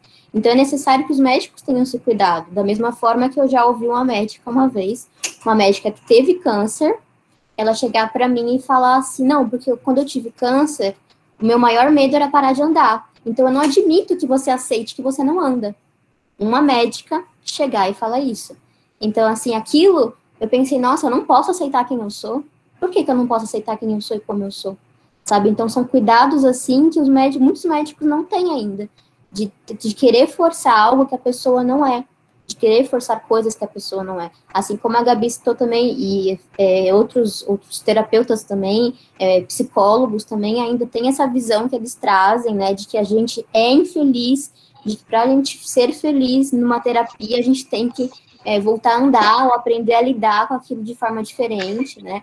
E tem essas visões capacitistas dentro de consultórios que eles carregam da estrutura social fora do escritório, em vez de desconstruir isso para trabalhar com o seu paciente. Eu fui achar um médico, aliás, um psicólogo 100% anticapacitista, que eu falo, de 2 anos para cá. E é bizarro, porque ele é um psicólogo muito mais velho, ele tem quase 80 anos. Por quê? Porque durante os estudos dele, ele buscou desconstruir e entender as estruturas de opressões sociais, machistas, racistas, capacitistas. Então, ele foi desconstruindo isso ao longo da carreira dele. E isso foi muito importante, porque agora eu me sinto muito mais feliz e entendo muito melhor e lido melhor com o meu corpo, porque ele me fez entender as estruturas que me fazem, às vezes, não gostar de quem eu sou. Não é porque eu não gosto, é porque me fizeram não gostar, né? Então, eu trabalho isso de desconstrução, porque ele conseguiu me trazer isso também, as estruturas para mim. Então, é importante que o médico, ele entenda as estruturas para saber falar com o seu paciente, né, com quem ele está atendendo. Uau! Só, né, eu e Yasmin, a gente já tinha conversado, né, quando a gente se conheceu, nós três temos histórias muito parecidas. E aquilo, eu já tive, assim, maiores problemas que foi na parte de reabilitação, na fisioterapia e com psicólogos. Hoje em dia eu vejo que essa necessidade dos fisioterapeutas, né, dos médicos de curarem a gente, de querer fazer com que a gente volte a andar, diz muito mais sobre eles, né, porque a gente sabe que a medicina, essas áreas, hoje em dia são, na maior parte, os médicos se formam por status, então eles veem aquilo lá como uma medalha para eles. Então, a gente não andar é como se fosse uma derrota, como se eles não tivessem sido capazes, e não o que é melhor para a gente, dentro das nossas realidades. Que nem você, na minha apresentação, você falou, eu me tornei cadeirante, eu já me tornaria cadeirante, mas isso antecipou por conta de um rompimento no meu joelho, porque por conta da minha distrofia muscular, eu tenho encurtamento dos tendões, do meu pé, do meu joelho, dos meus braços, e o fisioterapeuta, ele quis forçar o máximo no meu joelho, sendo que a minha perna não ia mais do que isso, e acabou rompendo, fiquei um tempo sem andar, né, recuperando, e pelo fato de eu andar na ponta do pé, o que já era muito dolorido para mim, né, porque vocês imaginam, né, que é andar 24 horas por dia, 24 horas não, né, andar sempre na ponta do pé, impossível. Eu sentia muita dor, muito cansaço e muita insegurança, porque eu caía muito, então, para mim, era muito inseguro andar. E quando eu machuquei, fiquei, né, na cadeira de rodas, eu senti uma segurança que eu demorei muito tempo para entender, e até consegui impor para minha família, para os médicos, porque eu não caí, eu tinha um controle sobre mim que eu nunca tinha tido. E quando eu recuperei, fui tentar andar, eu não consegui mesmo, né? Porque o meu corpo, ele não é, eu falo assim, hoje em dia eu consigo falar, meu corpo não foi feito para andar. O meu corpo, ele necessita da cadeira, e hoje em dia eu respeito isso. E eu lembro quando eu operei, né? Porque eu operei para alongar meu tendão. Bebi um pouquinho de água. Eu operei para alongar o meu tendão, e logo, eu era muito nova, eu tinha o quê? Eu acho que 10 anos. Na minha primeira consulta pós, né, não tive nem preparo psicológico, nada, foi uma criança de 10 anos, que os médicos não tiveram cuidado de preparar. Depois que eu operei, né, na minha primeira consulta para conversar sobre a reabilitação, o médico, ele simplesmente chegou, não, você vai ter que fazer fisioterapia 2 vezes por dia, usar isso, a ortesia o tempo todo. Eu moro em Cuiabá, vocês imaginam, passar o tempo inteiro enfaixada. E sabe, tipo, eu era uma criança, eu queria brincar, eu tinha escola, eu queria ter uma vida social. E isso foi completamente desconsiderado. Tanto que eu peguei uma resistência muito grande à reabilitação. Durante anos da minha vida, eu fiz sem vontade, até que eu encontrei uma fisioterapeuta, que ela tinha feito vários cursos, e ela via o paciente de uma maneira integral, unificada, não via só a minha deficiência, não via só que eu tinha que voltar a andar, tanto que ela me fez perguntas que nunca tinha feito, como, você se sente confortável na cadeira? Você quer andar? Porque durante toda a minha vida eu ouvia dos meus pais, da minha família, não, você tem que fazer isso para andar, tanto que eu passei durante muito tempo com uma cadeira de rodas que era totalmente fora de mão para mim. Era pesada, eu tenho distrofia muscular, eu não tenho força, a cadeira era muito grande, porque eu ouvi o tempo todo, não, não vamos pegar uma cadeira boa, não, porque você vai voltar a andar, senão você acostuma. Imagina, uma criança ouvindo isso. E durante muito tempo eu fiquei com uma cadeira de rodas que era totalmente inadequada para mim. Isso me gerou muitas dores, tirando né, as experiências ruins, questão de falta de autonomia, porque era muito pesada, tudinho, até o momento que eu encontrei essa fisioterapeuta, e ela me fez essas perguntas, sabe? E ela parou de tentar fazer voltar a andar. E no início, eu não tinha, né? Eu já era, acho que eu tinha uns 15 anos, eu não conseguia muito bem tratar isso com meus pais. Aí, até ela, nossa senhora, eu agradeço ela até hoje, ela impôs para meus pais. Ela não vai voltar a andar, eu não vou ficar forçando ela a voltar a andar. Eu vou reabilitar ela para ela ter autonomia. Meus pais, é claro, né, no início, queriam até me tirar de lá, mas aí ela começou a trabalhar na minha autonomia.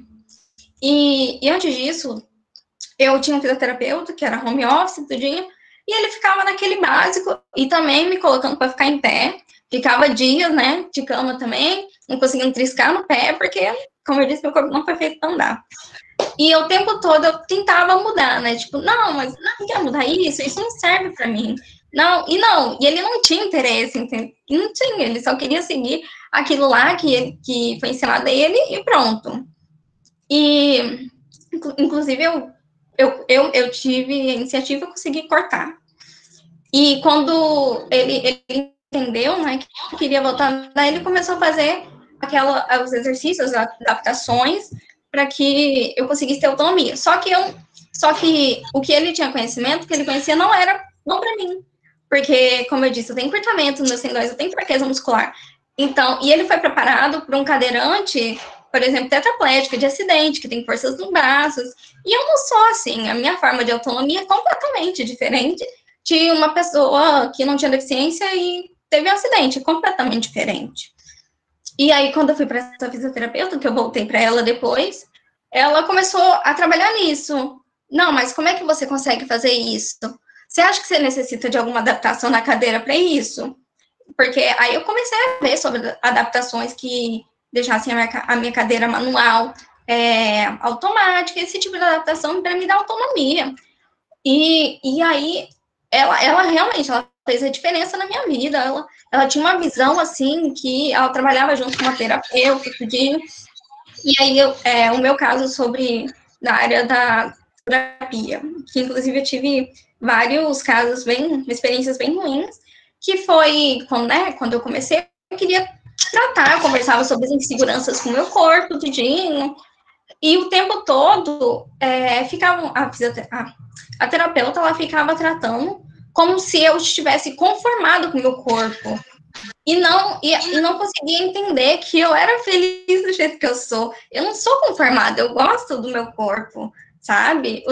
É muito difícil as pessoas acreditarem que alguém possa querer escolher, né? Eu não escolhi, mas queira ser cadeirante, porque o meu corpo, ele se adaptou melhor assim. E eu gosto do meu corpo do jeito que ele é, e isso era muito difícil. Então, eles ficavam tratando como se fosse um bloqueio meu, uma resistência, de tudo, menos que eu me aceito do jeito que eu sou. E uma coisa que eu conversei, é importante citar, né, na área da psicologia, da terapia, que muitas mulheres com deficiência, principalmente, passam, que na relação, quando elas tentam comentar sobre as relações amorosas, né? Porque, como nós somos mulheres muito invisibilizadas, é pouco falado sobre as nossas relações de opressões abusivas dentro de relacionamentos. E quando a gente passa isso para algum terapeuta, ele ainda tem aquela imagem do companheiro salvador, que só quer te ajudar, te proteger, sendo que não é assim. Muitas vezes é abuso, é opressão, e ele tem dificuldade de reconhecer isso por conta, né? Apesar de ele ter uma formação, ele também vive nessa sociedade e ele colheu esse preconceito por ele dentro da formação. Então, muitas vezes, você vê casos de mulheres que chegam com deficiência, que chegam a se suicidar porque não tiveram orientação necessária, ou chegam a ser até, né, assassinadas por companheiros, tudo que tem de ruim por conta disso. Na hora da gente ir buscar ajuda, a gente não tem a adequada, porque a gente não é nem pautada, né, a gente, enquanto pessoas mesmo, a gente não é pautada dentro das universidades. Eu lembro que a minha primeira palestra foi numa faculdade de psicologia, e os alunos não tinham ideia do que era capacitismo, e o máximo que eles tinham ouvido falar na faculdade sobre pessoas com deficiência era aquele básico e aquela visão a partir da pessoa sem deficiência. E não é assim. Eu quero abrir um adendo também, rapidinho, Gabi, já passo pro microfone. Abrir um adendo também que, como a Zá falou, nós somos um grupo de mulheres que a gente sofre 3 vezes mais violências do que as outras mulheres. E isso a gente engloba violências, assim, de famílias acharem que não somos capazes. Então, por exemplo, assim, eu, mulher com deficiência, eu engravidei. Se eu engravidei e minha família achar que eu não sou capaz de ser mãe, existe aborto forçado por parte de médicos. Existe esterilização forçada por parte de médicos. Então, médicos esterilizam mulheres porque acham que não são capazes de serem mães, mulheres com deficiência. Então, são violências, assim, muito típicas de mulheres com deficiência. E, quando eu penso nisso também, eu fiz um vídeo um tempo atrás no meu Instagram sobre consultórios ginecológicos. Consultórios ginecológicos não são preparados para mulheres com deficiência. Uma maca de um consultório ginecológico não é, porque muitas vezes tem que ter aquele apoio de pé e sem nenhum suporte para auxiliar a perna, sendo que muitas mulheres não conseguem ter sustentação da perna com deficiência. Então, não tem esse suporte, não tem auxílio, sendo que existem manuais do Ministério da Saúde que ensinam a trabalhar com a fazer consulta de mulheres com deficiência, e mesmo assim, eu nunca vi uma ginecologista que entendesse totalmente como poderia auxiliar uma mulher com deficiência no consultório, ou que tivesse uma maca especializada. Recentemente, eu fui fazer os meus preventivos, e aqui em São Paulo, a gente tem um laboratório que é só de mulheres. Então, eles só fazem exames de mulheres e só com equipe de mulheres. Eu pensei, nossa, uau, eu vou achar uma maca acessível. Lá eles vão se preocupar, né? Porque isso é só para mulheres, vão pensar em todas as mulheres. Erro meu, não tinha uma maca especializada. Lá eles não sabiam como auxiliar para eu subir na maca. Então, assim, nenhum local que pensa em mulheres, né, que tem médicas lá, enfermeiras lá, que são mulheres, se preocupam com mulheres com deficiência. Então, ainda é muitas coisas que a gente tem que lutar. E muitas vezes o abuso que a gente sofre dentro de casa vai ser descoberto através de exames ginecológicos. Vão ser descobertos através disso. E se uma médica não sabe cuidar e não tem essas informações para a mulher com deficiência, isso também se perde e muitos abusos continuam acontecendo. Pode ir, Gabi. Não, obrigada, amiga. Então, o meu ponto era justamente sobre isso, né? Sobre como a mulher com deficiência, ela tem acesso à saúde, né? Como que ela pode se cuidar da melhor maneira possível. Porque temos uma deficiência. Mas somos mulheres, a gente precisa passar por todos os mesmos exames que todas as mulheres passam. Então, entra essa questão de acessibilidade na reabilitação também. O corpo da mulher é fisicamente diferente de um homem, né? Precisa de um cuidado, pensar nisso. Mas também, uma das coisas que eu bati de frente no meu processo de transição em aspas, né? Porque eu sempre fui uma mulher com deficiência, eu só não me reconhecia dessa forma enquanto eu andava. Então, nesse processo de aceitação, teria sido muito diferente se eu tivesse tido um apoio dos meus médicos ortopedistas e fisioterapeutas. Então, por exemplo, quando eu comecei a ter dificuldade, né, eu sempre tive, nasci com mielomeningocele, né, sempre tive algum problema neurológico. E os meus neurocirurgiões sempre falaram, olha, você tá andando perfeito, se você voltar a sentir formigamento, perda de força, você começa a dar uma atenção melhor para isso. E quando eu comecei a dar atenção, o primeiro ortopedista que eu fui, e assim, eu sempre tive aquela mania, não, vou buscar pelo currículo, né, eu vou no melhor, o cara formado na USP, o cara com melhor residência, com pós-graduação, eu vou nesse, é o cara. Eu cheguei lá, expliquei meu caso, e ele virou de forma extremamente fria, virou pra mim, eu tinha 16 anos, né, todo o processo foi mais ou menos uns 2 anos, eu tinha 16 anos, e ele virou assim pra mim e falou, por que você tá preocupada com isso? Eu, bom, porque meu neuro indicou pra eu parar, caso isso piore, eu posso vir a parar de andar. Ele virou e falou assim pra mim, mas você vai parar de andar.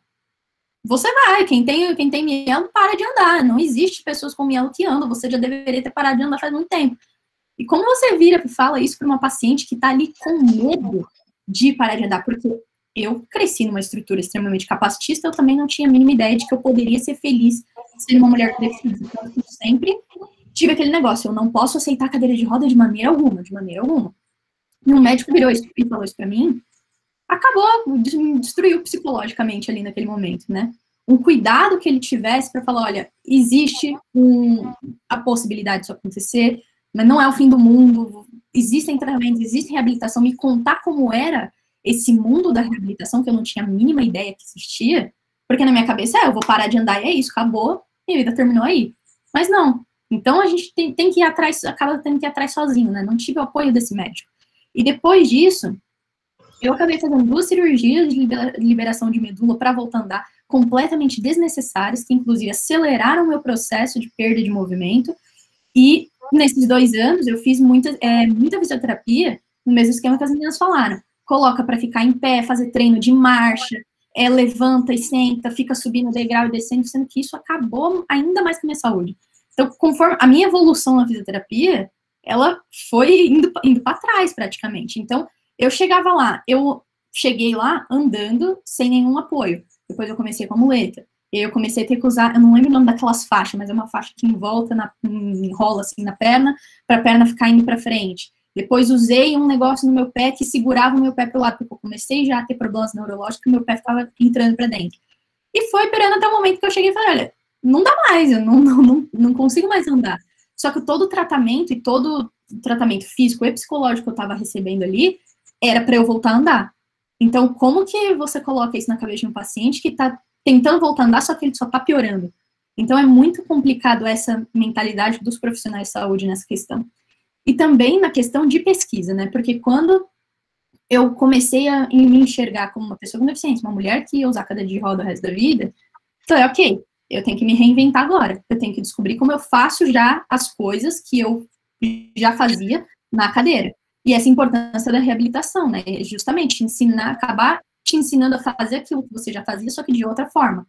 Só que muitas vezes eu não tinha acesso. E quando você pesquisa também, por exemplo, existem muitas pesquisas, por exemplo, para homens que se acidentaram, né, se tornaram paraplégicos, tetraplégicos.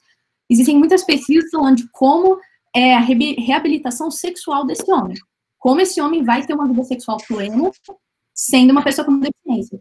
Não existe um trabalho sobre isso para uma mulher. Então, a gente acaba entrando no capacitismo e machismo. Então, eu, como mulher com deficiência, eu não tenho direito a ter minha própria sexualidade, a minha vida sexual. E, assim, quando você chega nesse mundo, você se torna uma pessoa com deficiência, você não tem a mínima ideia do que acontece, né, agora. Então, você acaba tendo que fazer você acaba tendo que descobrir sozinha. E muitas mulheres acabam não tendo esse apoio de se descobrir. Então, a gente sabe, a gente falando psicologicamente, fisicamente, a vida sexual de uma pessoa é extremamente importante. Então, por que a gente também está negando isso para uma mulher? Porque tem essa imagem, né? A mulher, ela não vai precisar, ela já é uma mulher com deficiência, ela não precisa ter essa vida, ela não vai ser mãe, a gente não precisa focar nisso.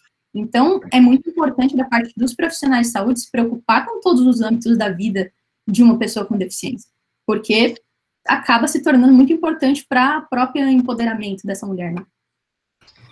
Eu quero abrir um adendo também sobre a Gabi falou, né? Já sempre buscou os melhores médicos, esse tipo de coisa. A minha família, desde criança, sempre buscou que eu tivesse os melhores médicos. Eu tive o privilégio de ter convênio médico desde muito nova. Então, eu fui tratada no Einstein. E nem no Einstein, os melhores médicos, mais formados e gabaritados, e afins, se preocuparam em falar para minha mãe, assim, olha, mãe, tenta ver uma reabilitação que vai ajudar ela a se locomover com a cadeira de rodas, para ela aprender a pinar, para ela conseguir ter mais habilidades, mais autonomia. Pelo contrário, também era sempre na questão, olha, então, vai ser assim mesmo, ou então, olha, não vamos deixar isso acontecer, vamos enviar ela para o fisiatra, vamos levar ela, não, ela vai voltar a andar. Tipo, colocava isso na cabeça dos meus pais o tempo inteiro, em vez de trabalhar com o que eu tinha. E grandíssimos médicos, assim, até que já saíram, até em televisão, em coisas assim, entrevistas, que, né, a gente imagina, nossa, esse vai me ajudar. Eu e minha família que fomos atrás de reabilitação, eu que tive que pesquisar, eu conhecendo outras pessoas com deficiência, que fui achar reabilitações específicas que não fossem capacitistas dessa forma.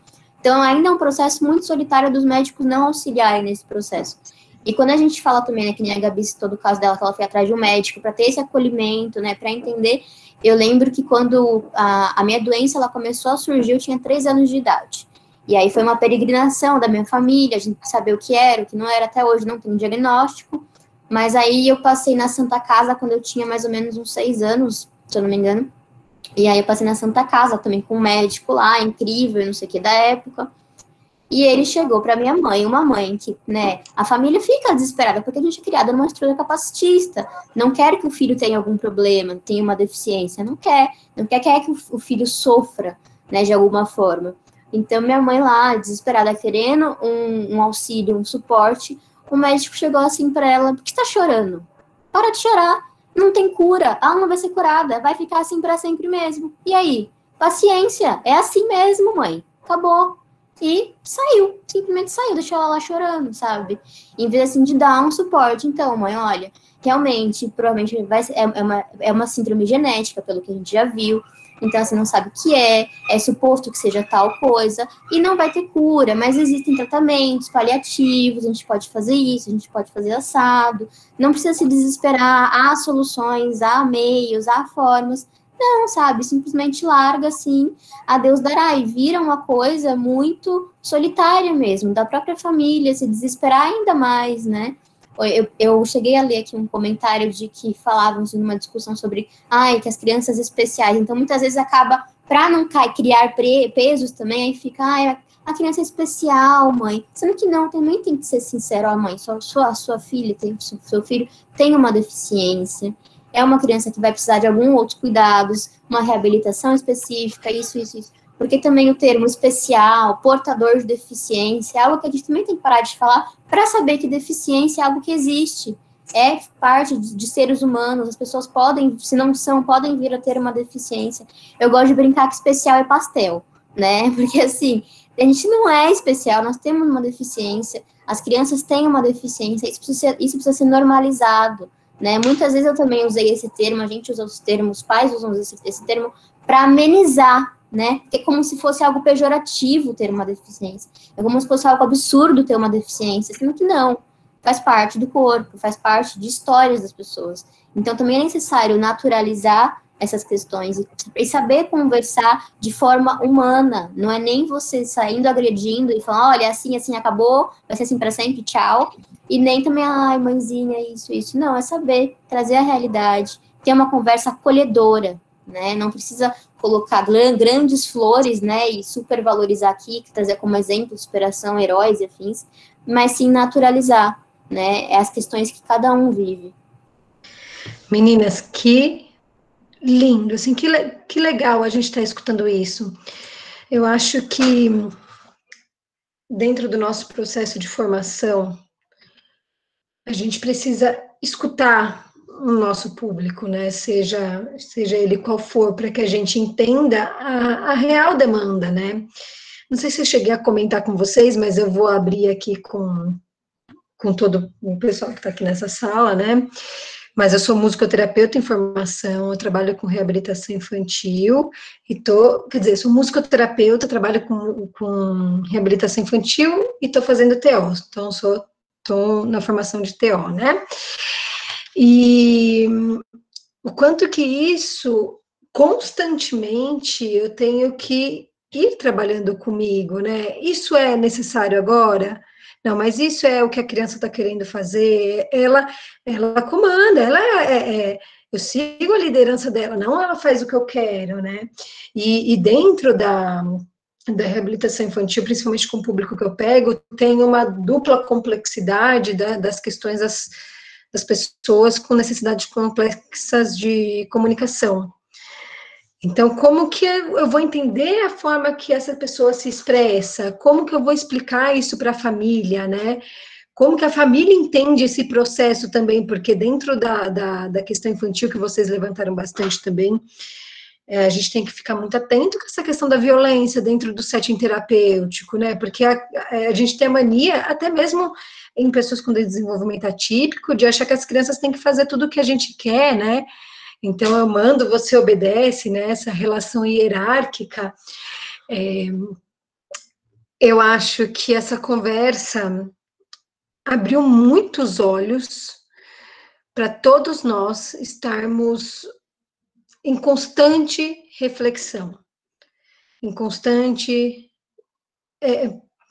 perguntas, né, aproximadas da família do paciente, aproximadas de vocês, perguntar o que faz sentido, né, até porque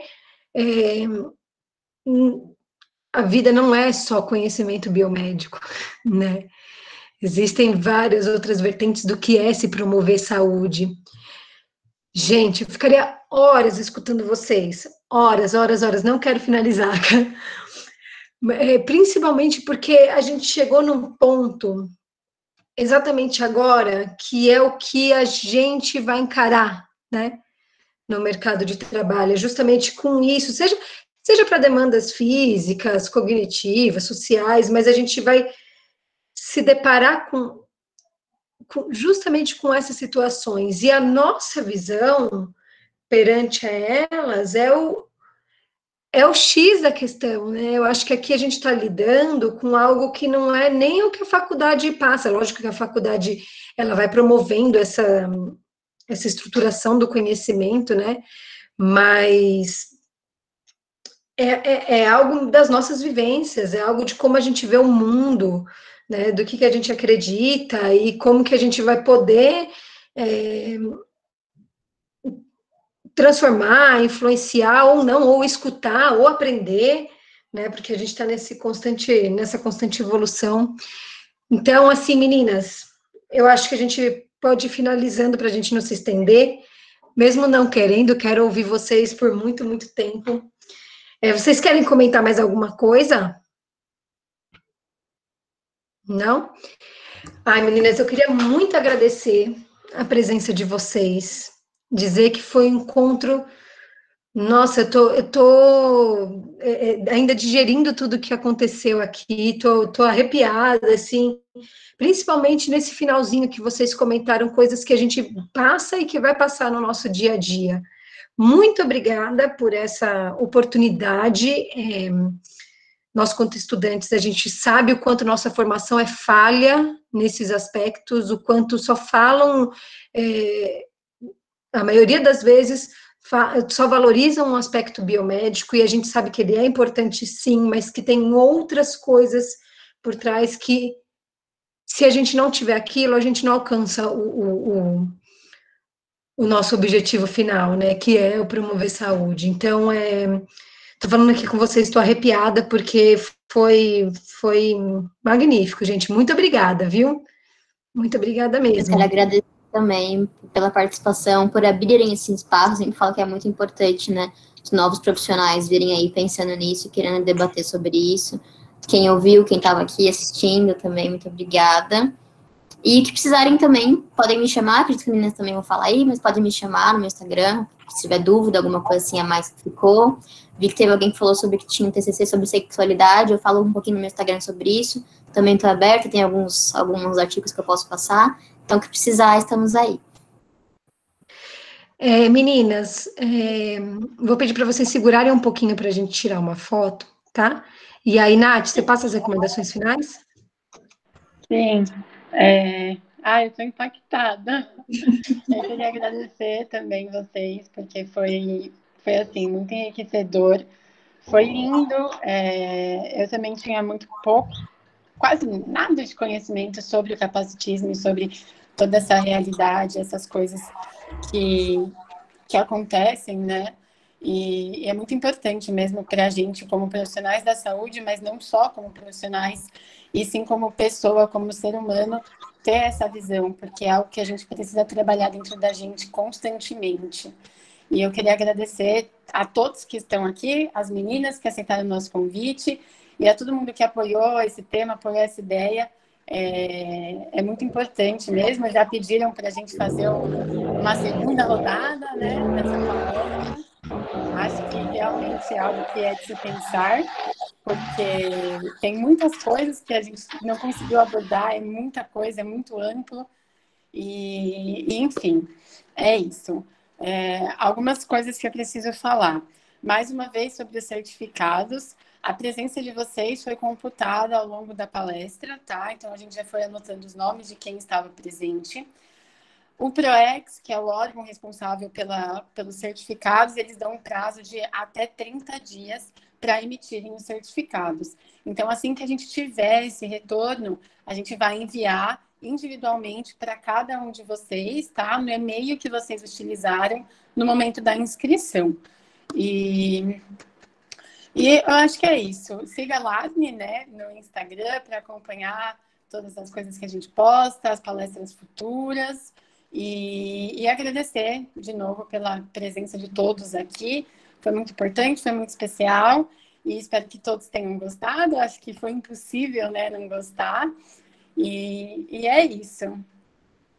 Queria agradecer o convite de vocês, a participação, a iniciativa, que é muito importante, essa iniciativas no meio universitário, né?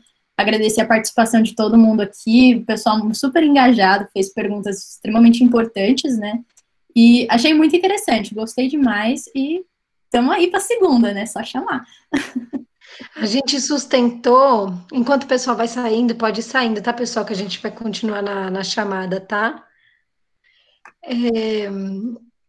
A gente sustentou o pessoal ficou, né? A gente ficou numa média de 70, 72 até o fim, só agora que o pessoal foi saindo.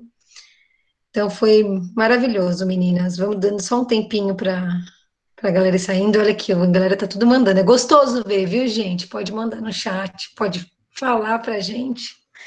Eu tô acompanhando aqui. Fico muito feliz quando tem. Realmente, o pessoal pareceu muito interessado. As perguntas foram excelentes também, adorei participar. E assim, né? Se quiserem de novo, estamos aqui. Exatamente. Oi, meninas. Sou a mãe da Bárbara. Amei. Vim correndo que eu estou montando um centro de especialidade de reabilitação. Adorei ouvir isso. Fiquei encantada que eu precisava ouvir sobre a saúde da mulher, né? Porque eu sei as barreiras que acontecem no UBS, que é o nosso posto de saúde. Sim. E eu desejo para todos os estudantes que sejam profissionais sistêmicos. Que aí fica mais leve e a gente entende o outro como o outro é. É o que eu desejo para vocês. Um grande beijo e um prazer em conhecê-los todos. Um beijo, prazer. Pouquíssimo. Meninas, gostaria muito de agradecer, porque vocês literalmente me representaram, sabe? Vocês são maravilhosas. Fiquei muito orgulhosa de ver pessoas do outro lado que viveram e passaram pelas mesmas experiências que eu passo todos os dias, tá? Então, imensamente grata pelo aprendizado, tá bom? Muito obrigada. Eu que agradeço, linda. Tá chorando aqui, eu sou mole. Cadê sua mãe, Maria? Dona Alice, cadê você? É que eu não ensinei ela a abrir o microfone, mas ela tá aqui, ó, tá Alice Oliveira. Beijo, mãe. Dona Alice, prazer receber a senhora também, viu? Minha mãe, eu ensino ela as coisas da tecnologia. Ela sabe mexer bem agora para me ver no Instagram. Eu dei um perfil meu para ela, que ela não quer um perfil dela, não, que ela fala que não gosta dessas coisas. Aí eu tenho alguns perfis que eu cuido profissionais, né? Aí eu dei um para ela meu de fotos, e aí eu dei para ela e ela entra por lá e vê as minhas lives do Instagram lá. Aí ela comenta, ela fala mais. Fofa demais. Depois, se vocês puderem compartilhar a gravação também, a minha mãe também estava querendo ver, só que ela não pôde participar ao vivo. Então. Claro. É uma das coisas até que a gente pode conversar, assim, sobre o que vocês acham, não é obrigatório, sobre compartilhar essa... Nath, se quiser parar de gravar também. Sobre compartilhar essa gravação com os participantes da palestra. Por mim,